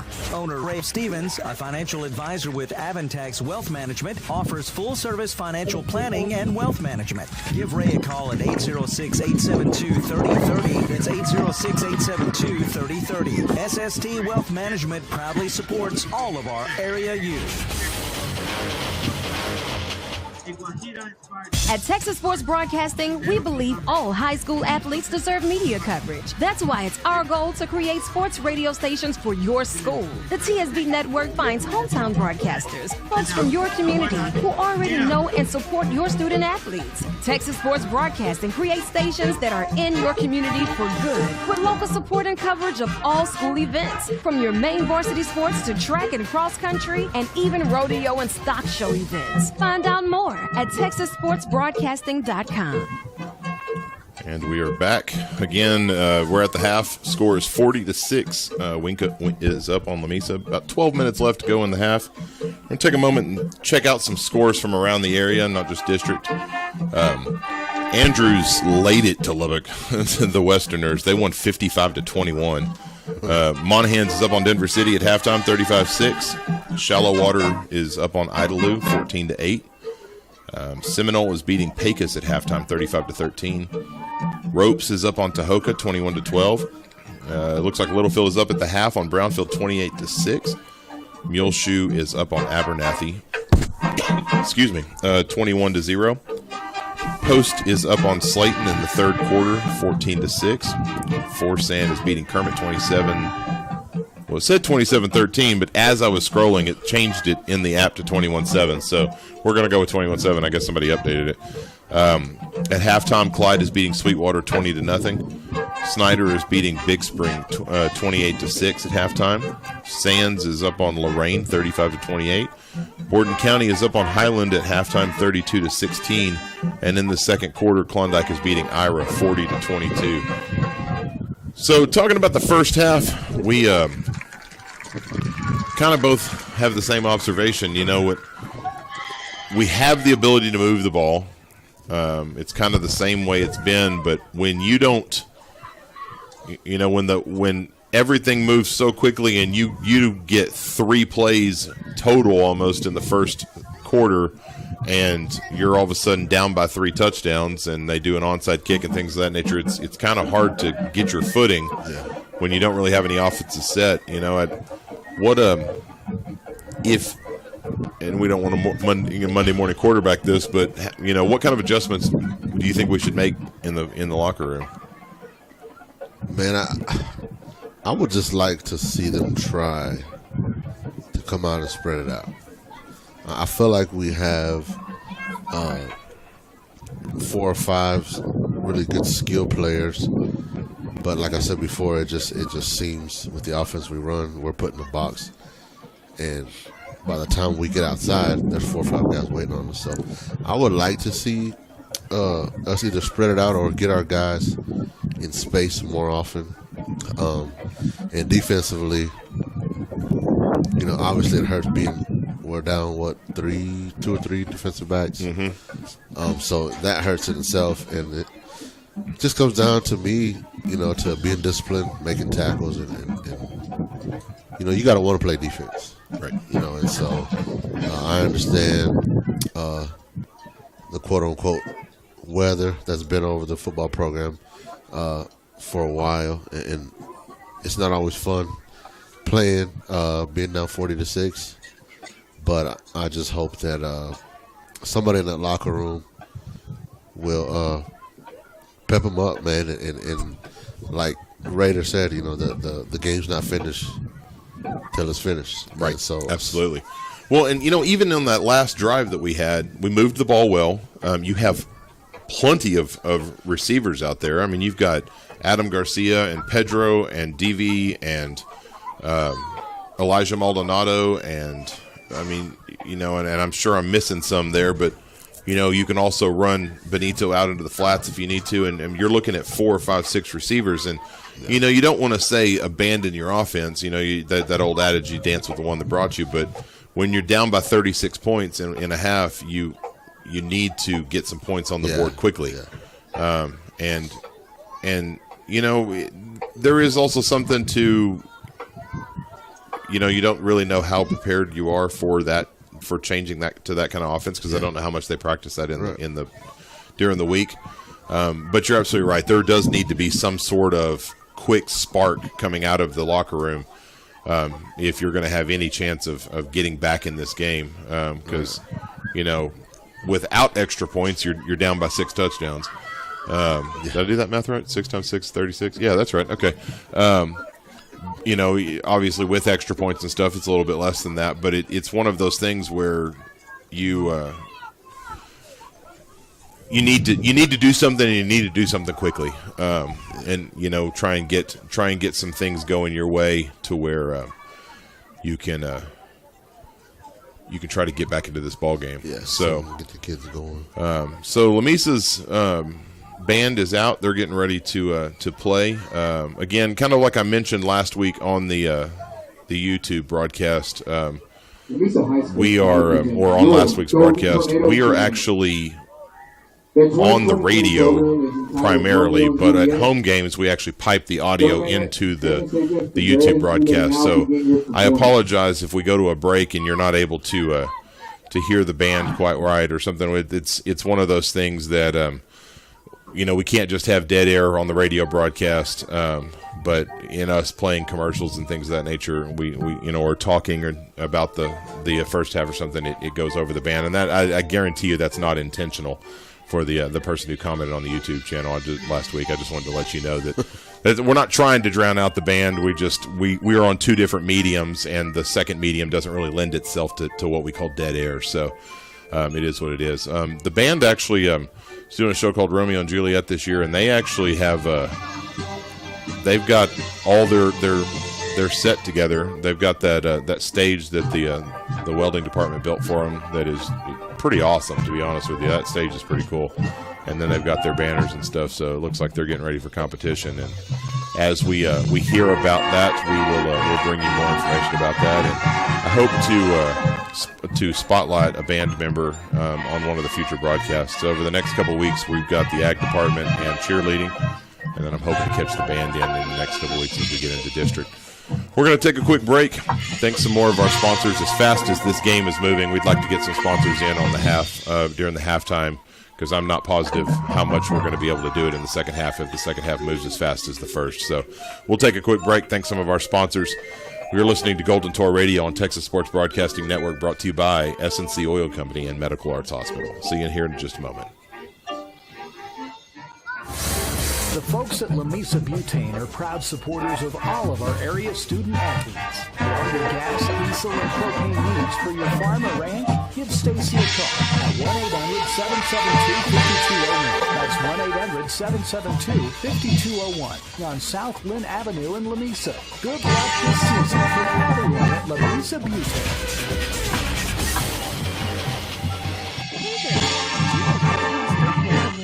Has supported all of our area youth for decades. Enjoy local, friendly, hometown shopping at Claiborne's with special deals throughout the store. The smell of the fresh deli is a popular spot at Claiborne's, offering up fast and fresh hot lunches and dinner on North 4th Street in Lamesa. Open daily, 7 a.m. to 9 p.m. Claiborne's has the freshest groceries and will help deliver it all to your car the old-fashioned way. Good luck today from the whole team at Claiborne's.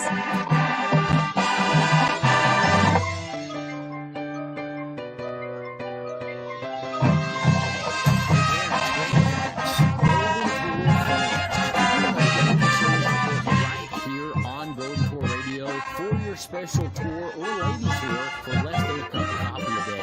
Whether they're on the field, court, track, you can even show your support shine in the band, on the stage, arena, and in the classroom. Prices are half off for non-business sponsors, which allows you to show your support for all Golden Tour students all year long for just $150. We work with payments too. Just call or text Goonie at 325-575-0427. That's 325-575-0427. Or visit TexasSportsBroadcasting.com. Go Tours. We are Lamesa.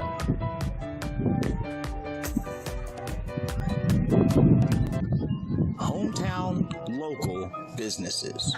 More important to us than ever before. And since 1959, Jones McCall Pharmacy, right there on Bryan and 15th, they've been that hometown business. Open weekdays from 9 to 6. Expect a fast and friendly drive-through. Vaccines available, and you can find medical equipment you need. Download the Pocket RX app or call 872-5453. Good luck to all of our area athletes from Jones McCall Pharmacy.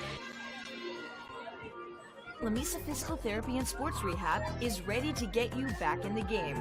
Our facility features aquatic therapy with HydroWorks underwater treadmill, sports therapy for middle school, high school, and college athletes, or even your weekend warriors.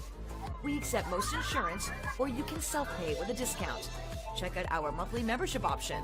Whether it's back to work or back to play, Lamesa Physical Therapy and Sports Rehab wants you at your best. Call or come by today. As a rural community, Medical Arts believes that caring for you and your family is far more than the quality healthcare services we offer. Our commitment to your health is built upon the foundation of neighbors helping neighbors and instilling confidence so you can trust that compassionate care is always near. From laboratory to imaging to clinic services and prenatal care, we're devoted to delivering a patient experience that's among the very best. That's something we can all believe in. Medical Arts Hospital, EMS, and Clinic. Learn more at medicalartshospital.org. Did you know Pedrosa's restaurant in Lamesa has supported our area youth for almost 35 years? Since 1988, Pedrosa's has served up authentic Mexican food and a relaxed environment for you and friends to hang out. Fajitas, enchiladas, tacos, burritos, served by the friendliest staff in town. 14th and North 87, right across from Sissy's Dive. Stop by Monday through Saturday from 11 to 9 or call in your order 806-872-2884. You've tried the rest, now try the best. Pedrosa wishes you all the best of luck this year. Good luck today from Sissy's Dive. Stop by from 11 to 8, Monday through Saturday, and fix those cravings for Sissy's famous milkshakes, banana spreads, pies, cakes, brownies, and the best ice cream in town. I myself enjoy my dessert first, then dive into Sissy's famous Terra Burger or Philly cheesesteak. Sissy's Dive has supported all of our area youth since 2013. Across from Pedrosa's restaurant on North 87 in Lamesa. Call ahead 806-870-7867. Good luck from Sissy's Dive. Ray and Karen Stevens with S&C Oil Company are happy to support our area kids in their athletic and academic endeavors. S&C has been providing the fuel needs for the Lamesa area since 1973, with 2 automated stations at 14th and Lubbock Highway and by the golf course at 2111 South 1st Street. Check out S&C Oil Company's competitive prices for farm diesel by the transport load. Call Ray or Karen Stevens at 806-872-7553. Good luck today from S&C Oil Company. Connection. That means more to South Plains Implement than just making sure your John Deere equipment is up to date with the latest in precision ag technology. We want to be connected to you, your family, your values. Our #1 priority is taking care of you and building lasting relationships for years to come. So whether you're in need of John Deere parts, service, or equipment, or want to tell us your latest news, come see us. South Plains Implement, where farm meets family. We're gonna have a good time. Visit the place where tradition lives and the legends play. The legendary Coyote Store, Gale, Texas, USA. 2023 season tables are on sale now. Limited availability. Call 806-759-9355 and join the ever-growing family of businesses and families standing for tradition and supporting country music in West Texas. For information and tickets, visit www.thecoyotestore.com or www.outhoustickets.com today. We're gonna have a good time, yeah. Delay of game. 5-yard penalty. Don't get a delay of game penalty on your farm with equipment breakdowns. Let Wiley Implement, your Case IH dealership, keep your equipment up and running with genuine Case IH parts and service. Whether you need repairs or preventative maintenance, Wiley Implement and Spray Centers can keep you in the game. Wiley has 14 locations across Texas. Go to WileySprayers.com for the location nearest you. I'm Scott Wiley. We'll try hard to earn your business and even harder to keep it. That's it. That's all. Ready to support you. That's Zematic's strong point. Your Zematic by Lindsay dealer is a knowledgeable pivot irrigation professional who will help you customize the right equipment for your operation. Our dealer network offers replacement parts for any brand of pivot, installation, and training. Superior service when you need it, and factory certified support for new products, electrical systems, design, and controls. See Terry Coleman at Mesa Irrigation Company, 1609 North Highway 87 in Lamesa, Texas. All right, we are back. Halftime is over. About ready to get the second half underway. It is 40-6. Wink is up. Lamesa is going to receive the ball.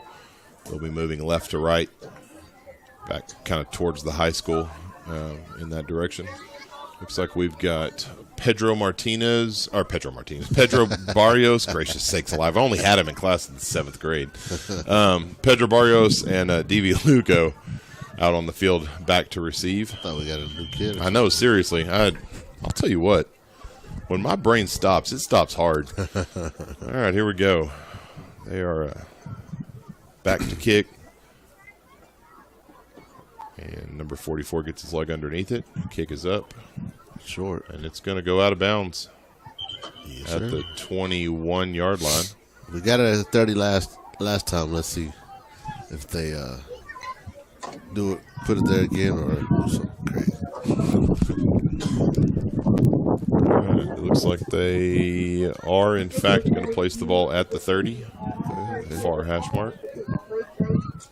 A little consistency in that one. Yep. It's going to be first down and 10 for the Golden Tornadoes.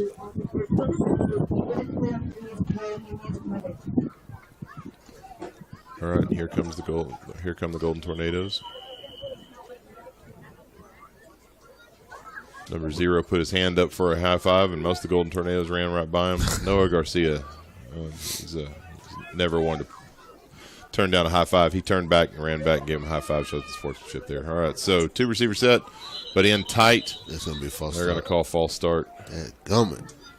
So first play out the gate. It's going to be first down and 15. Pedro looks back at Coach Hood, gives the signal to run it back. So I'd imagine whatever play they were planning on doing, they're about to do it again. We're about to find. Well, I guess we'll never know because they didn't get to play out. Yeah, I know. Adam Garcia took off towards the sideline for a second like he was going to get the play, but then they turned him around because they already knew what the play was going to be. All right, so they're going to send Pedro in motion. And he's going to drop back to pass, and he's going to throw it way downfield to Elijah Maldonado, who's going to haul it in at the 50-yard line. Great catch by Elijah. That was exactly what we were talking about. That's why Pedro said run it back, because he knew what was coming, and he knew they weren't ready for it. Elijah did a great job of hauling that in because it was kind of a fingertip catch, and he loses his balance enough to where he rolls. Otherwise, he probably would have gotten a few more yards out of that after the catch, but nevertheless, brings it in. It's first down and 10 from the 49-yard line on the other side of the 50. So, yeah, good play. Yeah, it really was. All right, so here comes. They're out in to pass again, and Hector Zamora is a tough young man. He gets wrapped up by a player who's trying to drag him down, and he's dragging that player. Number 67, who is a big old boy, runs up and just knocks the snot out of Hector. Hector stays on his feet with number 99 wrapped around him, and finally just kind of loses his balance and falls down. I don't even know that I would necessarily call that a tackle as much as he just kind of lost his balance. I thought they may throw a flag because the other 99 stood him up, and the other kid ran in with his helmet. Yep, but as we've learned tonight, that's not going to happen because it was a. I mean, I think a lot of it had to do with the fact that Hector didn't go anywhere. That's the reason they didn't call it. I mean, that shouldn't make a difference, but still. So here we go, second down and 16. Hector's going to drop back to pass again. He's going to throw it into the flats to Pedro, and it's going to go right between his hands. If he could have got it, he had at least 10 yards. Yep, there was nobody on him. In front of him, man. We got to. So now it brings up third down and 16. Going to need to turn a first down here if we're going to get some points on the board. 11 minutes and 6 seconds left to go in the third quarter. Ball placed on the 45-yard line. Here comes Ivan Boyd and Hector Zamora with the play. They're going to have 2 receivers, but they're in kind of tight. Single back. They're going to send Pedro in motion. Low snap. Hector's going to shake off a defender. He's going to get the pass off to, is that DV? Let's see when they actually, it was Elijah Maldonado. For about a 6-yard gain, Elijah doesn't actually get tackled. He just continues to drag people until they stop forward progress. And the ball's going to be at the 49-yard line, so it's going to be fourth down and 10. Punt team's coming in. It wouldn't really shock me. Yeah, they're going to be ready for it this time. So that's true, but it wouldn't shock me if they tried. They've actually got the punt returner back. There's nobody back, so he's pulled up tight. They're expecting the fake punt. And he's going to, in fact, kick it. It's going to take a Lamesa bounce, and it's going to continue to roll to the 15. It's at the 14, and they're finally going to touch it dead at the 13-yard line. So not what you wanted out of that first drive, but not horrible field position if you're the Lamesa defense. Maybe we can flip the field and get the ball back. We're going to keep it here as they don't like to waste any time getting to the ball. We're going to thank some of our sponsors, though, our 2023 athletic and academic supporters here on Golden Toro Radio on Texas Sports Broadcasting Network, SST Wealth Management, Dawson County Library, Stevens and Telchik of Lamesa, Pedrosa's Restaurant, Sissy's Dive, Claiborne's Thriftway, and South Plains Implement. If you'd like to show your support for the Golden Tours this year on Golden Tour Radio, please call or text Clay Vickers at 325-575-0427 or email goldentourradio@gmail.com today. Here come the Wildcats, 3 receiver set, spread way out. They're going to hand the ball off to number 32, and he's going to finally get touched for the first time at about when he's finally brought down at the 31-yard line. So about a 15-yard gain, 16-yard gain on that, and it's going to be first down and 10 from the 32. Wink already back up to the line of scrimmage looking for the call from the coaches. They're in a 3 receiver set, 2 receivers to the near side, 1 to the far, 1 back on the strong side, just off the left hip of the quarterback. And they're actually going to keep it. The quarterback is, and he's looking to throw it. Pulled back to throw, but he's just going to take off for the races, and he's going to be run out of bounds at the 41-yard line, and it's going to bring up second down and 1. So 9-yard gain there for the Wink quarterback.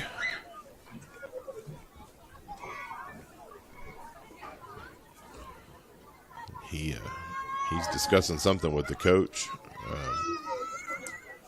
He's going to come back to call the play. 3 receiver set, 2 to the far side, 1 to the near. Basically, they're staying in this set, and they're just kind of moving the inside wide receiver to whatever the short side of the field is. And they're going to throw it into the flats in kind of a wheel route, and they're going to get the first down as they are. That number 2 is tackled after about a 2 or 3 yard gain at the 45-yard line. It's going to be first down. Elijah's all over the field, man. Yeah, he's revved up. All right, so here we go. Wink flips the field again. They're actually going to pull trips to the near side. And it's going to be first down. Well, it should be first down, right? It's first down 10 for the 45, yeah. He's going to drop back. Oh, that's a hold. It's going to be a hold. They're not going to call it. And the pass is going to be incomplete, intended for number 11. Number 44. That's so bad, bro. That's so bad. So I'm not sure who 44 is. I don't have him on my roster, but he's, absolutely grabbed by the jersey. And that one did stop the play a little bit because quarterback got another good step or two off and was able to take off running. Coach Hood is right there in the referee's ear. He is not happy. If I'm a Hood, I'm running on the field and getting the penalty because absolutely. That was very blatant. Ridiculous. Yes. 3 receiver set to the near side. Quarterback's just going to keep it. He's going to run up the field across the 50 to the 46-yard line. Looks like he may have lost the ball. Yeah. Number 54 is going to fall on it. Yeah, and because obviously that's not affecting you throwing the flag. Right. But the whole stadium's, our guy breaks to the line and the Wink kid, pulls his jersey. He's literally holding on to his jersey. Turns his body, yeah. There we go, third down and 2. 3 receivers, 2 to the near side, 1 to the far. Quarterback's going to hand it off to the running back who's going to bounce off the scrum there, and he's going to bounce it out to the outside. He's at the 40, 35. He's at the 30. He breaks the tackle, 25, 20, 15, 10, 5, and he will score, does the Wink running back, number 32. And with 7 minutes and 57 seconds, that's going to bring the score to 46-6. Wink on top of Lamesa.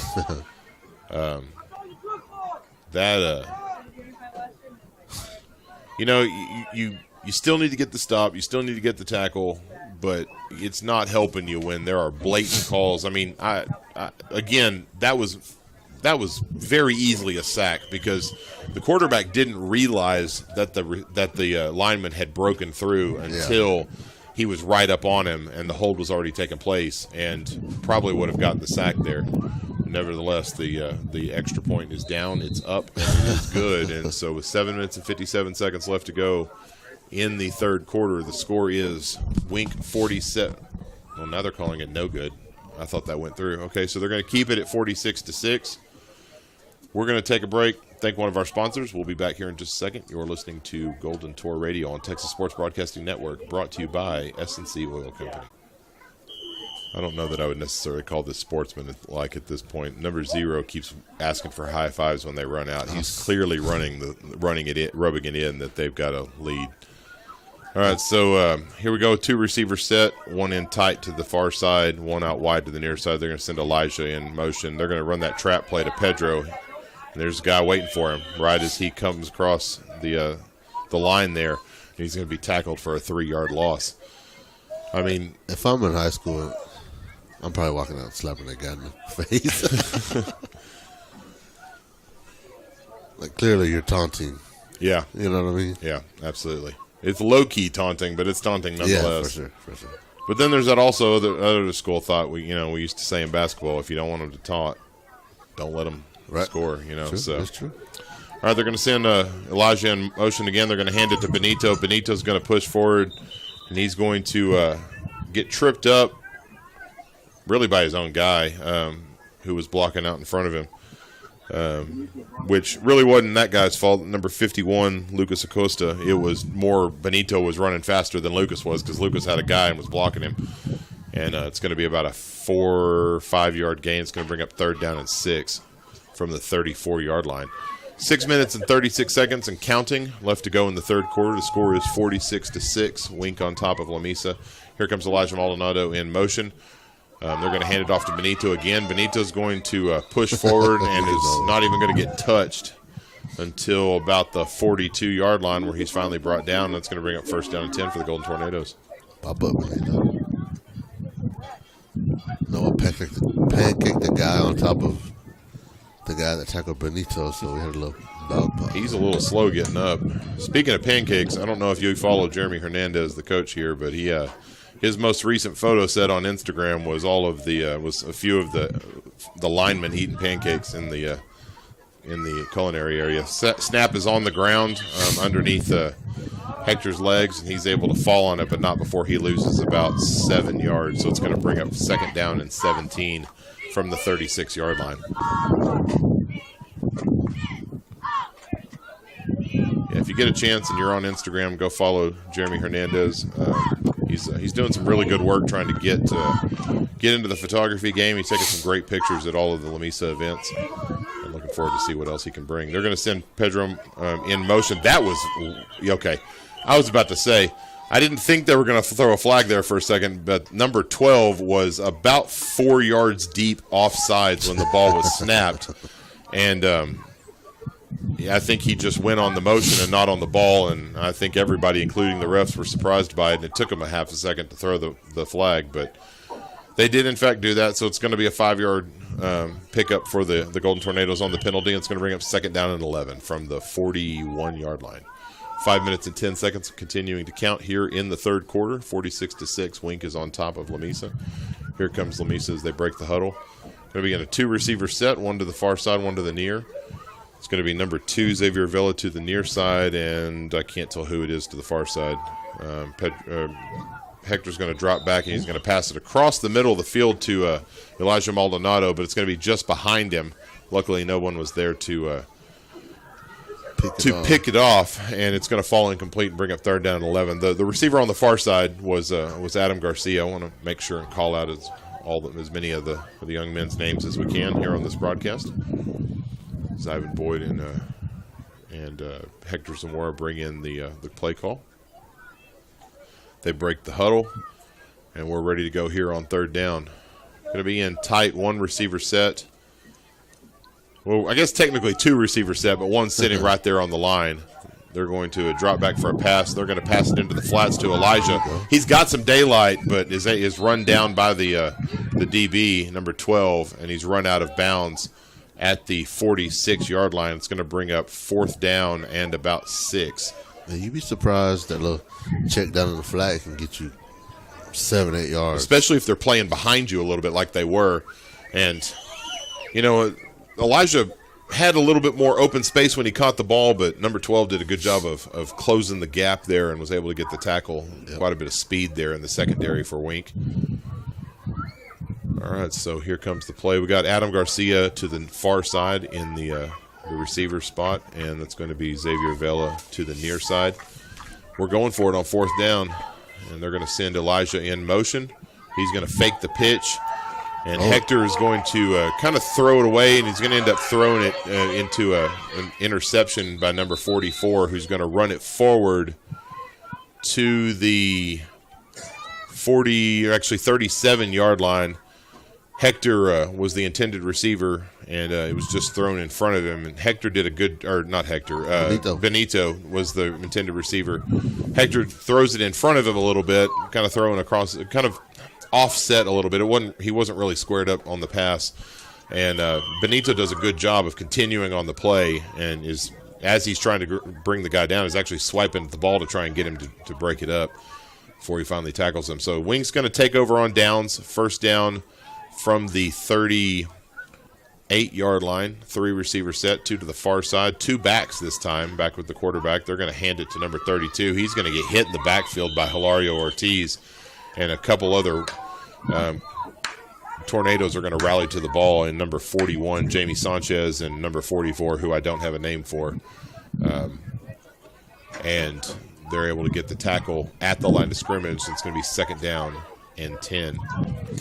I'd like to see us kind of go on a hard count, on that 4th down, just kind of thinking of different things. Sure. Try to pick up some yards. So they got the backup quarterback in, number 0, who's one asking for high fives. He hands the ball off to number 32, who breaks off the side. He's at the 30. He's going to break it outside to about the 25. Whitehead threw a flag. I'm assuming he's calling holding on them. Of course. Well, okay. Well, it took 3 quarters, but we finally got ourselves a holding call against Wink. And oh, man. So that's going to back it up 10 yards. I'm assuming that happened right about the line of scrimmage. That's going to bring up second down and 20. I don't understand how they're not saying something to the Wink coaches. Like, about being on the... Well, it's not even just being on the field. They're just flat out impeding the chain gang. I mean, they're standing in front of and right around the line judge. Like, they're actually blocking his view right now, and he just kind of pushes them out of the way and doesn't say anything. Give him a warning or something. I mean, they don't even care that the line judge is there. Oh well. All right, so here they go. 3 receiver set, 2 backs, 2 to the near side. Number 0 is going to take the ball. He's going to run and actually going to slide.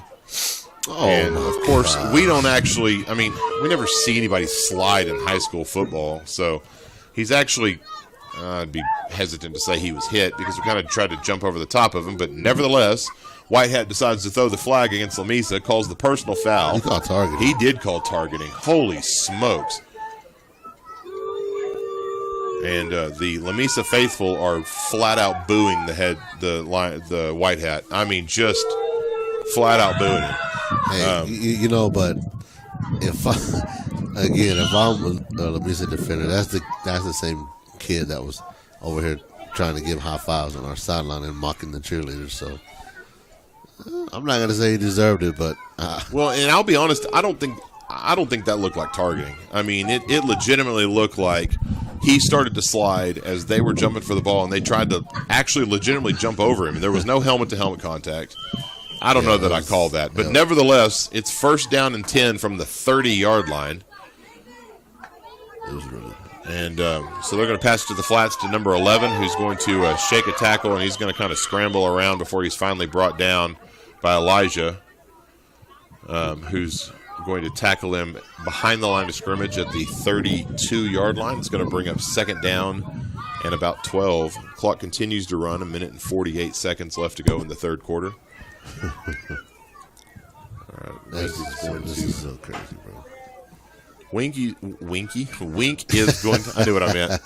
Wink is going to look for the call there in the 3 receiver set again, 2 to the near side. Going to hand it off to number 12 or 13. And he's going to run forward for about a 6-7 yard gain before he's finally tackled. Looks like that was Cutter Clement on the tackle. A couple other Tornadoes helping him out there. And clock continues to run, 1 minute and 10 seconds and counting. Still in that 3 receiver set with 2 to the near side. Ball placed in the center of the field. Almost lost. Going to be handed off to number 32. He's going to bounce to the outside. Number 1 gets a block for him. He's going to be at the 5, the 4. He's going to be finally tackled at the 2-yard line out of bounds. And it's going to bring up first down and goal. I'll tell you what, when they bounce to the outside, there's really not a whole lot that he's just off to the races, and you got to try and chase him down. The running back and the starting quarterback actually got some legs on him. So, as we wait for the play, we'll give you some scores from around the district. Monahans is up on Denver City 42-6 in the third quarter.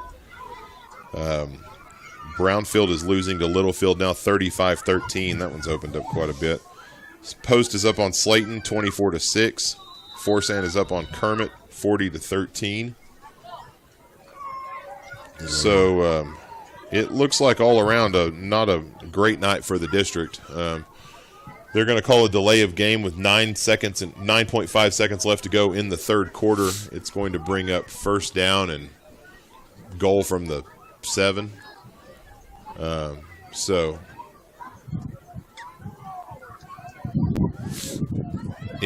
Are they lining up to kick a field goal on first down? No, It sure did look like number 5 was holding a. He is. He's holding a. He's holding a tee. What was that? Number 5, right here in the middle of the field, as he's walking down at about the 30. He's holding a tee in his hand.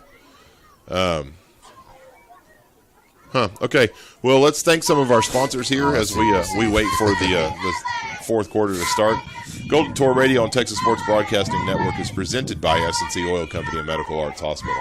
Our 2023 Lamesa athletic and academic supporters are SST Wealth Management, Stevens and Telchik of Lamesa, Claiborne's Thriftway, Wiley Implement, Golden Tour Nutrition, Lamesa Butane, Sonic Drive-In of Lamesa, Two Buds Tires 24-hour mobile service, Jones McCall Pharmacy, Dawson County Boys and Girls Club, Lamesa Physical Therapy and Sports Rehab, South Plains Implement, Pedrosa's Restaurant and Sissy's Dive, and Dawson County Library.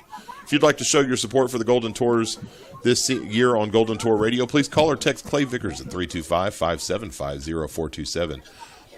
A portion of sponsorships goes towards a scholarship fund for any Lamesa senior who has participated in any extracurricular activity while attending Lamesa ISD. Again, for more information, call or text Clay Vickers at 325-575-0427 or email goldentourradio@gmail.com today.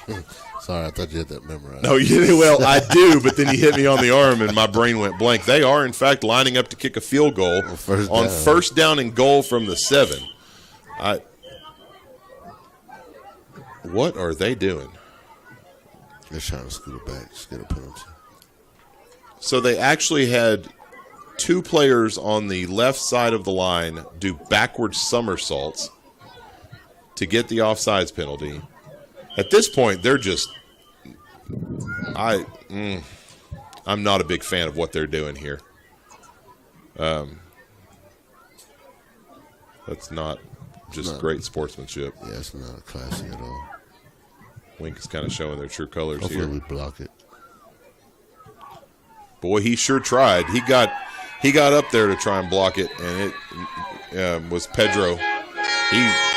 He just ran straight through it and missed it just by a bit. But they're going to get not the extra point, but the field goal, and it's going to bring the score 49-6. I don't really know why you would go for a field goal there, unless the Wink coach in some weird thinks it's being sportsmanlike to not go for the touchdown. I don't have a clue. I don't know what you're doing there, but nevertheless, with 11 minutes and 54 seconds left to go in the fourth quarter, the score is Wink 49, Lamesa 6.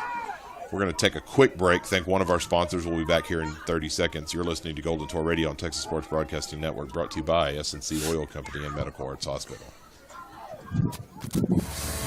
SST Wealth Management is a full-service wealth management practice at 212 South Houston Avenue in Lamesa.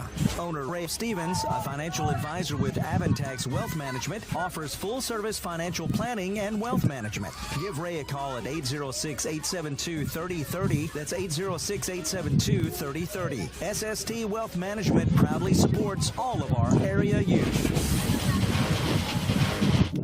And just like that, we're back, and they are lined up for The kickoff, I don't even know why they're huddling. Wink always huddles there at the 35. I would imagine when you're up by 43 points, you would just say, we're kicking it, everybody get in your spot. But they kind of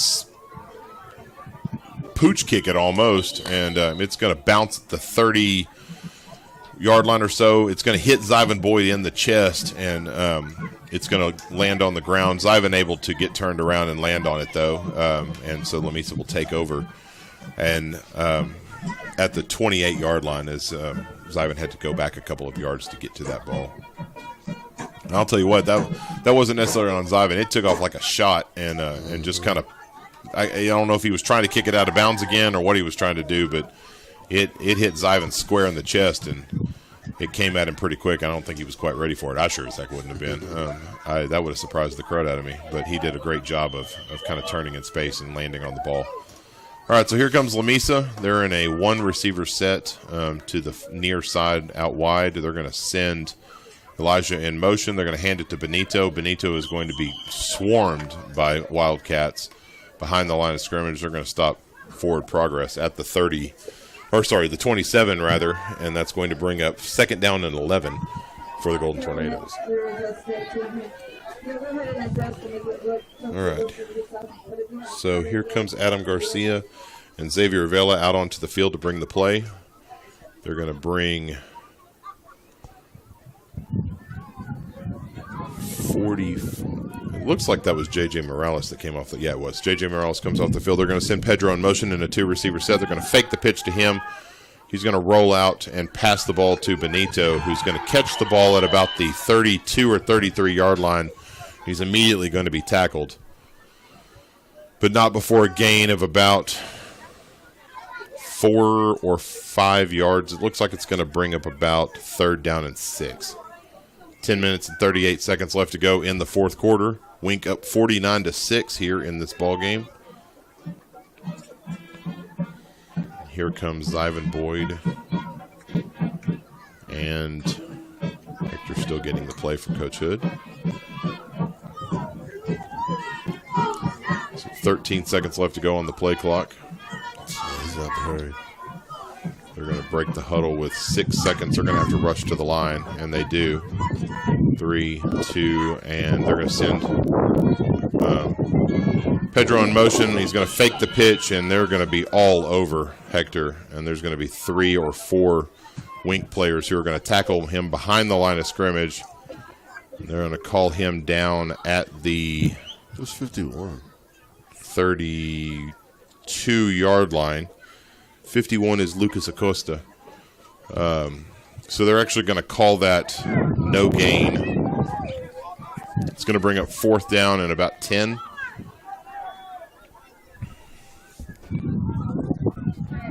Number 50, Ivan Gutierrez, is going to come out to onto the field to get his spot on the punt team. Here is the snap. Pedro's going to get the punt off, and it is going to be fielded by number 5 at the 40. He's going to cut up. He's going to cross the 50 to the 45, the 40. He's cutting back across the middle of the field, the 30, the 25, the 20. He's still on his feet. 15. He's finally going to be brought down at the 15-yard line, as he was really honestly just kind of scooting in and out of defenders, and we weren't able to turn and get a good beat on him to get him out, get him down. So with 9 minutes and 1 second left to go in the fourth quarter, the score is 49-6, and Wink has the ball. 1st down and 15 going in. They're looking for the play. Looks like we are officially in the running clock portion of our evening. 8 minutes and 55 seconds and counting on this 1st down here. 3-receiver set, 2 to the far side, or 2 to the near side rather. 2 backs, even with the quarterback. They're going to hand the ball off to number 13, who's going to be hitting the backfield and brought down by several Golden Tornadoes. They're going to call forward progress at the 18-yard line, which is going to bring up 2nd down and 13. So I'm sorry, 2nd down and 12 from the 18-yard line. Clock continues to run. 8 minutes and 20 seconds. Hey, by the way, good job on your shirt today. There's a lot of compliments, by the way. Still in that 3 receiver set with the 2 backs just offset off of the quarterback. They're continuing to run down the clock. They're going to snap the ball and hand the ball off to number 12, who's going to run forward for about a 6-yard gain or so to the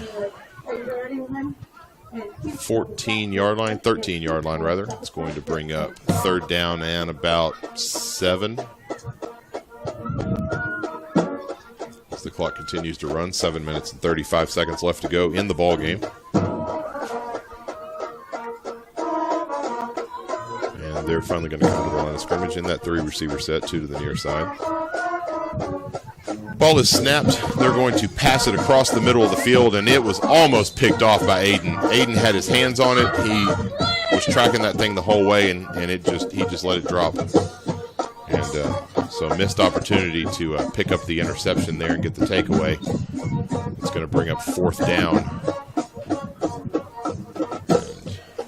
And unless they're bringing out the field goal unit, I would think so.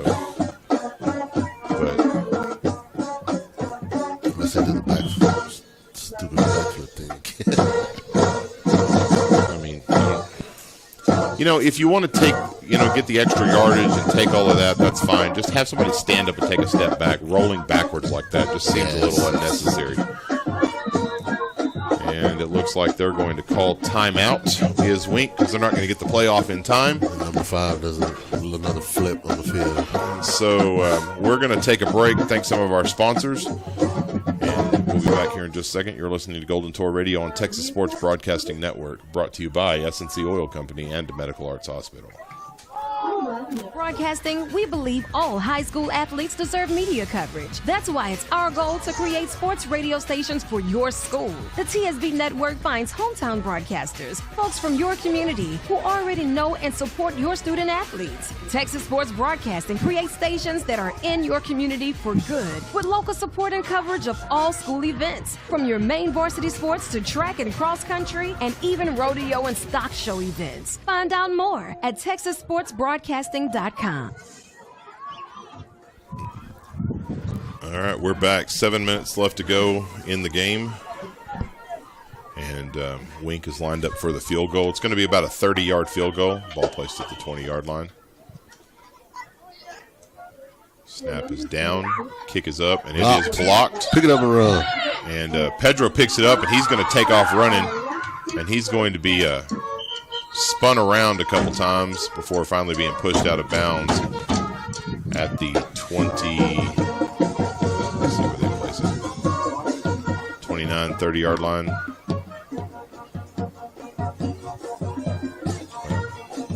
I don't even think they know where to place it. I got every single one of them up on the. There it goes. At the 30-yard line here on the near hash.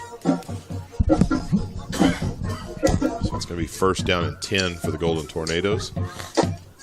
6 minutes and 52 seconds left to go in the ball game.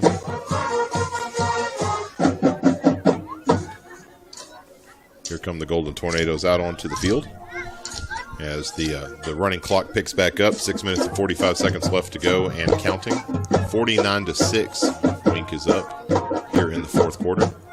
2 receiver set, 1 to the near side, 1 out wide to the far side as they're going to send number 41 in motion. I'm going to have to look that name up.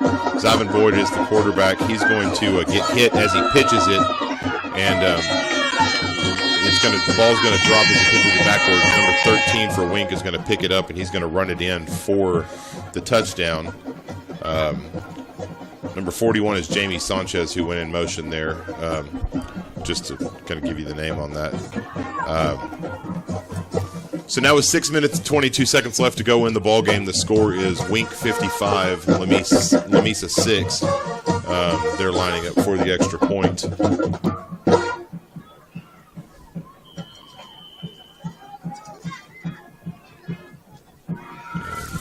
Here's the kick is down, it's up, and it is good. So with 6 minutes and 22 seconds left to go in the ball game, the score is Wink 56, your Golden Tornadoes 6. Zyvan it really wasn't necessarily anything on Zyvan's point. The blocking up front allowed everybody to get forward. He had turned his body to pitch it to Jamie and was hit right as he pitched it, and it altered the pitch to where it fell back behind Jamie. Number 13 was able to pick it up and was able to go in for the touchdown. So, Zyvan was doing exactly what he was supposed to on that one. Just didn't quite get the block up front that he was hoping for. So we'll kick the ball off again and try it here again in just a second. Our 2023 Lamesa Athletic and Academic supporters on Golden Tour Radio this year are Wiley Implement, Golden Tour Nutrition, Lamesa Butane, Sonic Drive-In of Lamesa, and Two Buds Tires 24-hour mobile service. If you'd like to show your support for the Golden Tours this year on Golden Tour Radio, please call or text Clay Vickers at 325-575-0427. We offer half price for nonprofit and non-business sponsors so friends and family can afford to give a shout-out to their favorite Golden Tour. Again, for more information, text or call Clay Vickers at 325-575-0427 or email goldentourradio@gmail.com today. All right, everybody's lined up for the kickoff.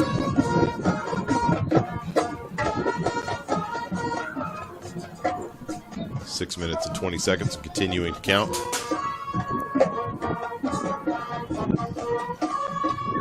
And the kick is up. Deep. And it is deep. Fielded by, it looks like DV back there. He's going to run to the near side.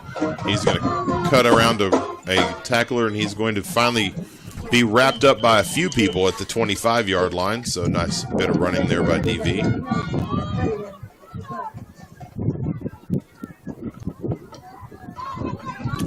Not a lot there, but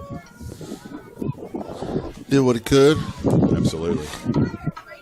I think Hood's calling the double reverse pass option right here. I mean, you're down by 50 with 5 minutes and 30 seconds on a rolling clock. I would pull out whatever the heck you got and just see what happens. Yeah, looks like Zyvan's coming back out too. Yep. Zyvan is in at quarterback. It's like you got Jamie Sanchez and DV Lugo in the back positions, and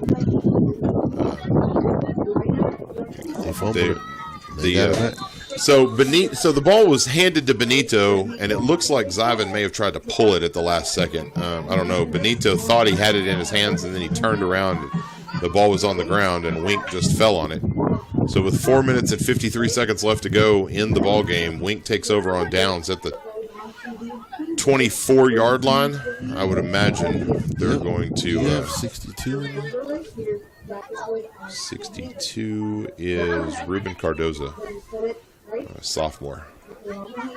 So I would imagine at this point Wink is just going to kind of, run it up the gut and not really do anything crazy. But I've also seen them do some weird stuff this game, so you never really know what the coach is thinking. All right, so they're in a 3-receiver set. 2 to the far side, 1 to the near side. Number 0 in a quarterback again. He's going to pass it. Good Lord.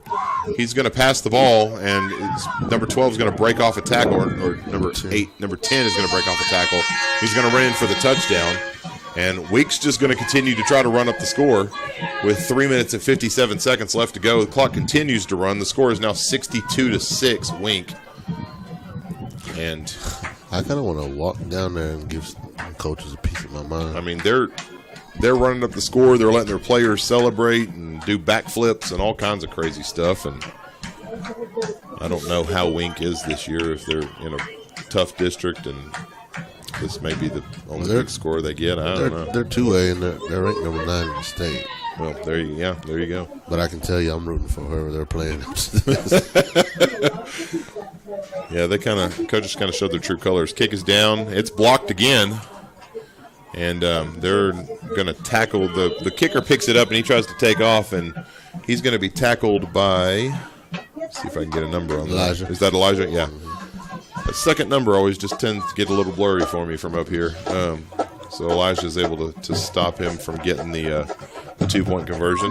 So with 2 minutes and 56 seconds left to go in the ball game, the score is Wink 62, Lamesa 6. Clock continues to run as we wind down towards the end of the game. 2 minutes and 42 seconds. Just going to kind of wait it out here as they're going to kick the ball off again, I would imagine, and we'll run the last couple plays of the ball game.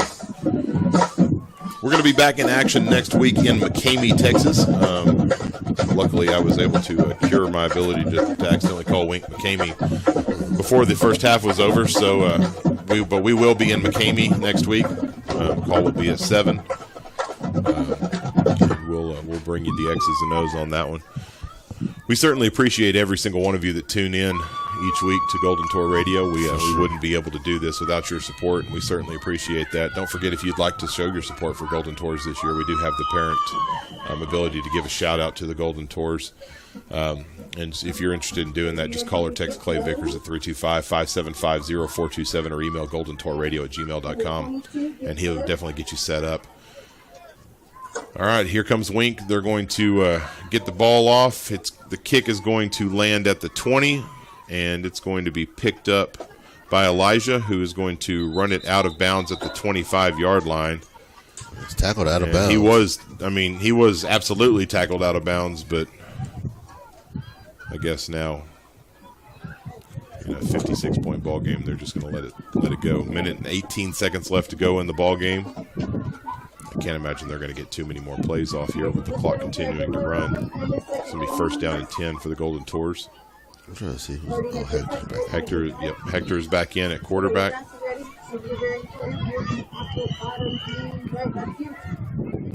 And we're in a one receiver set. They're going to send DV Lugo in motion. They're going to hand it to Benito, who's going to spin off of a tackle. He's going to be drugged down by 1 foot.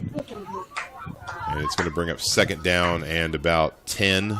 There's going to be no gain. Clock continues to run. 40 seconds left to go. Well, they're going to have to get one more play off because there's 29 seconds left to go on the play clock, so it's off by about 3 seconds. Yeah, it's probably. We're only going to be running one more play. I can't imagine we'd run a second one. Well, I guess we have to because there's about a 6-second difference. I'd make the officials throw the flag one more time. 13 seconds left to go in the ball game. Hector's going to hand it off to Benito and is going to pat him on the back and tell him, "Run, big boy." And again, one of those little kind of spin moments. Not real sure if Benito thought he was down, but he popped up and took off running. But that's going to do it for the ball game. Final score here in Lamesa: Wink 62, Lamesa 6. And Coach Hood is not happy. He is booking it across that field. I have imagined that. I don't know if he's going to shake hands or if he's going to have words with the coach. Yeah, they're having words. Yeah, they are, in fact, having words. Coach Hood is not happy. The Wink coach just pats him on the shoulder and just says, "Sorry about you, I guess. I don't really know." But Hood stays the professional, shakes the coach's hands, and he's definitely pissed off. Yeah, he's mad. He definitely is. So here's some scores. Some of the final scores, or close to final scores, from the rest of the district. Forsan is up on Kermit 40-19. They're going to come out of there with a win most likely. Post is up on Slayton 32-6. Littlefield up on Brownfield in the third quarter 42-13. And Denver City down to Monahans 49-6 in the fourth quarter. We're going to leave it there. Final score here in Lamesa: Wink 62, Lamesa 6. We'll be back in action next week in McCamey. Again, thanks so much for everybody that tuned in. We appreciate your support, and we'll see you again next week. Y'all have a great evening, everyone.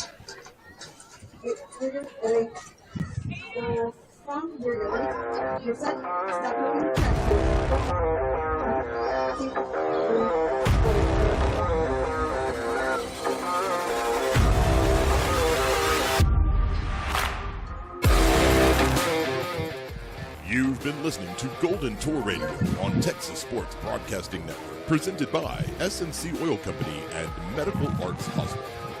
This broadcast on Golden Tour Radio is copyrighted by Texas Sports Broadcasting for the private use of our audience. Any other use of this broadcast, descriptions, or accounts of the broadcast without the TSB Network's consent is prohibited.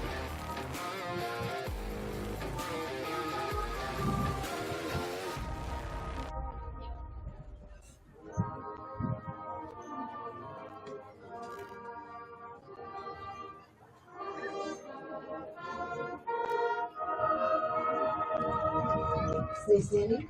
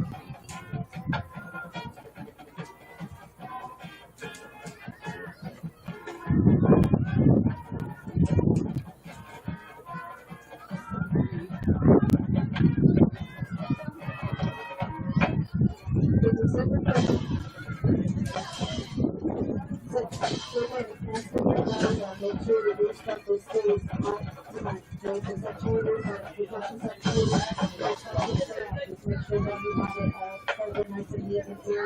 Right, that is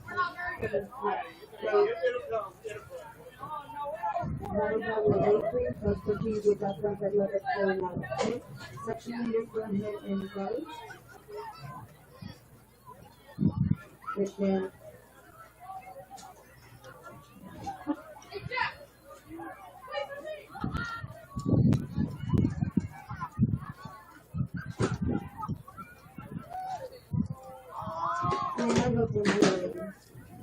very good. And then Lily, you could pick one. Lily, you pick. Please promote one person right now.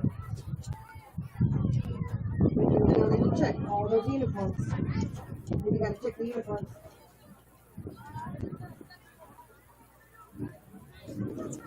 The section there, make sure you make your note once your teacher dismisses you and you are good.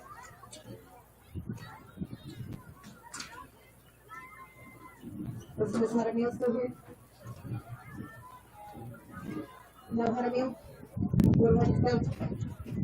Make sure there's no count section leaders because I'm going to come back.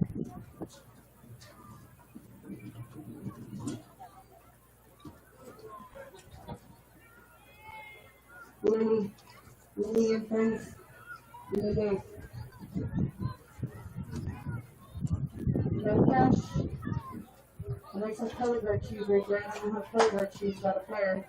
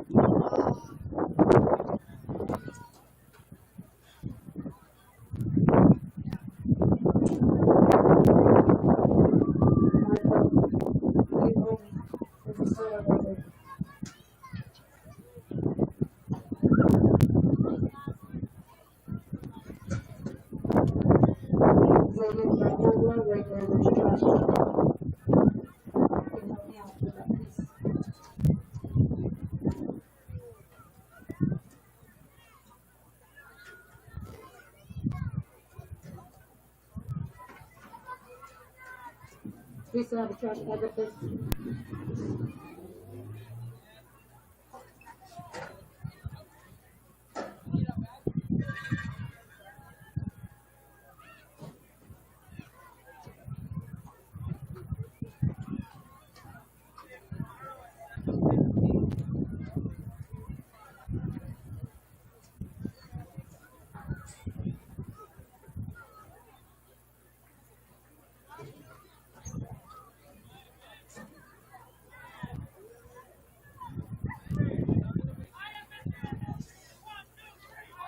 McCullough, there is a percussion for the back here.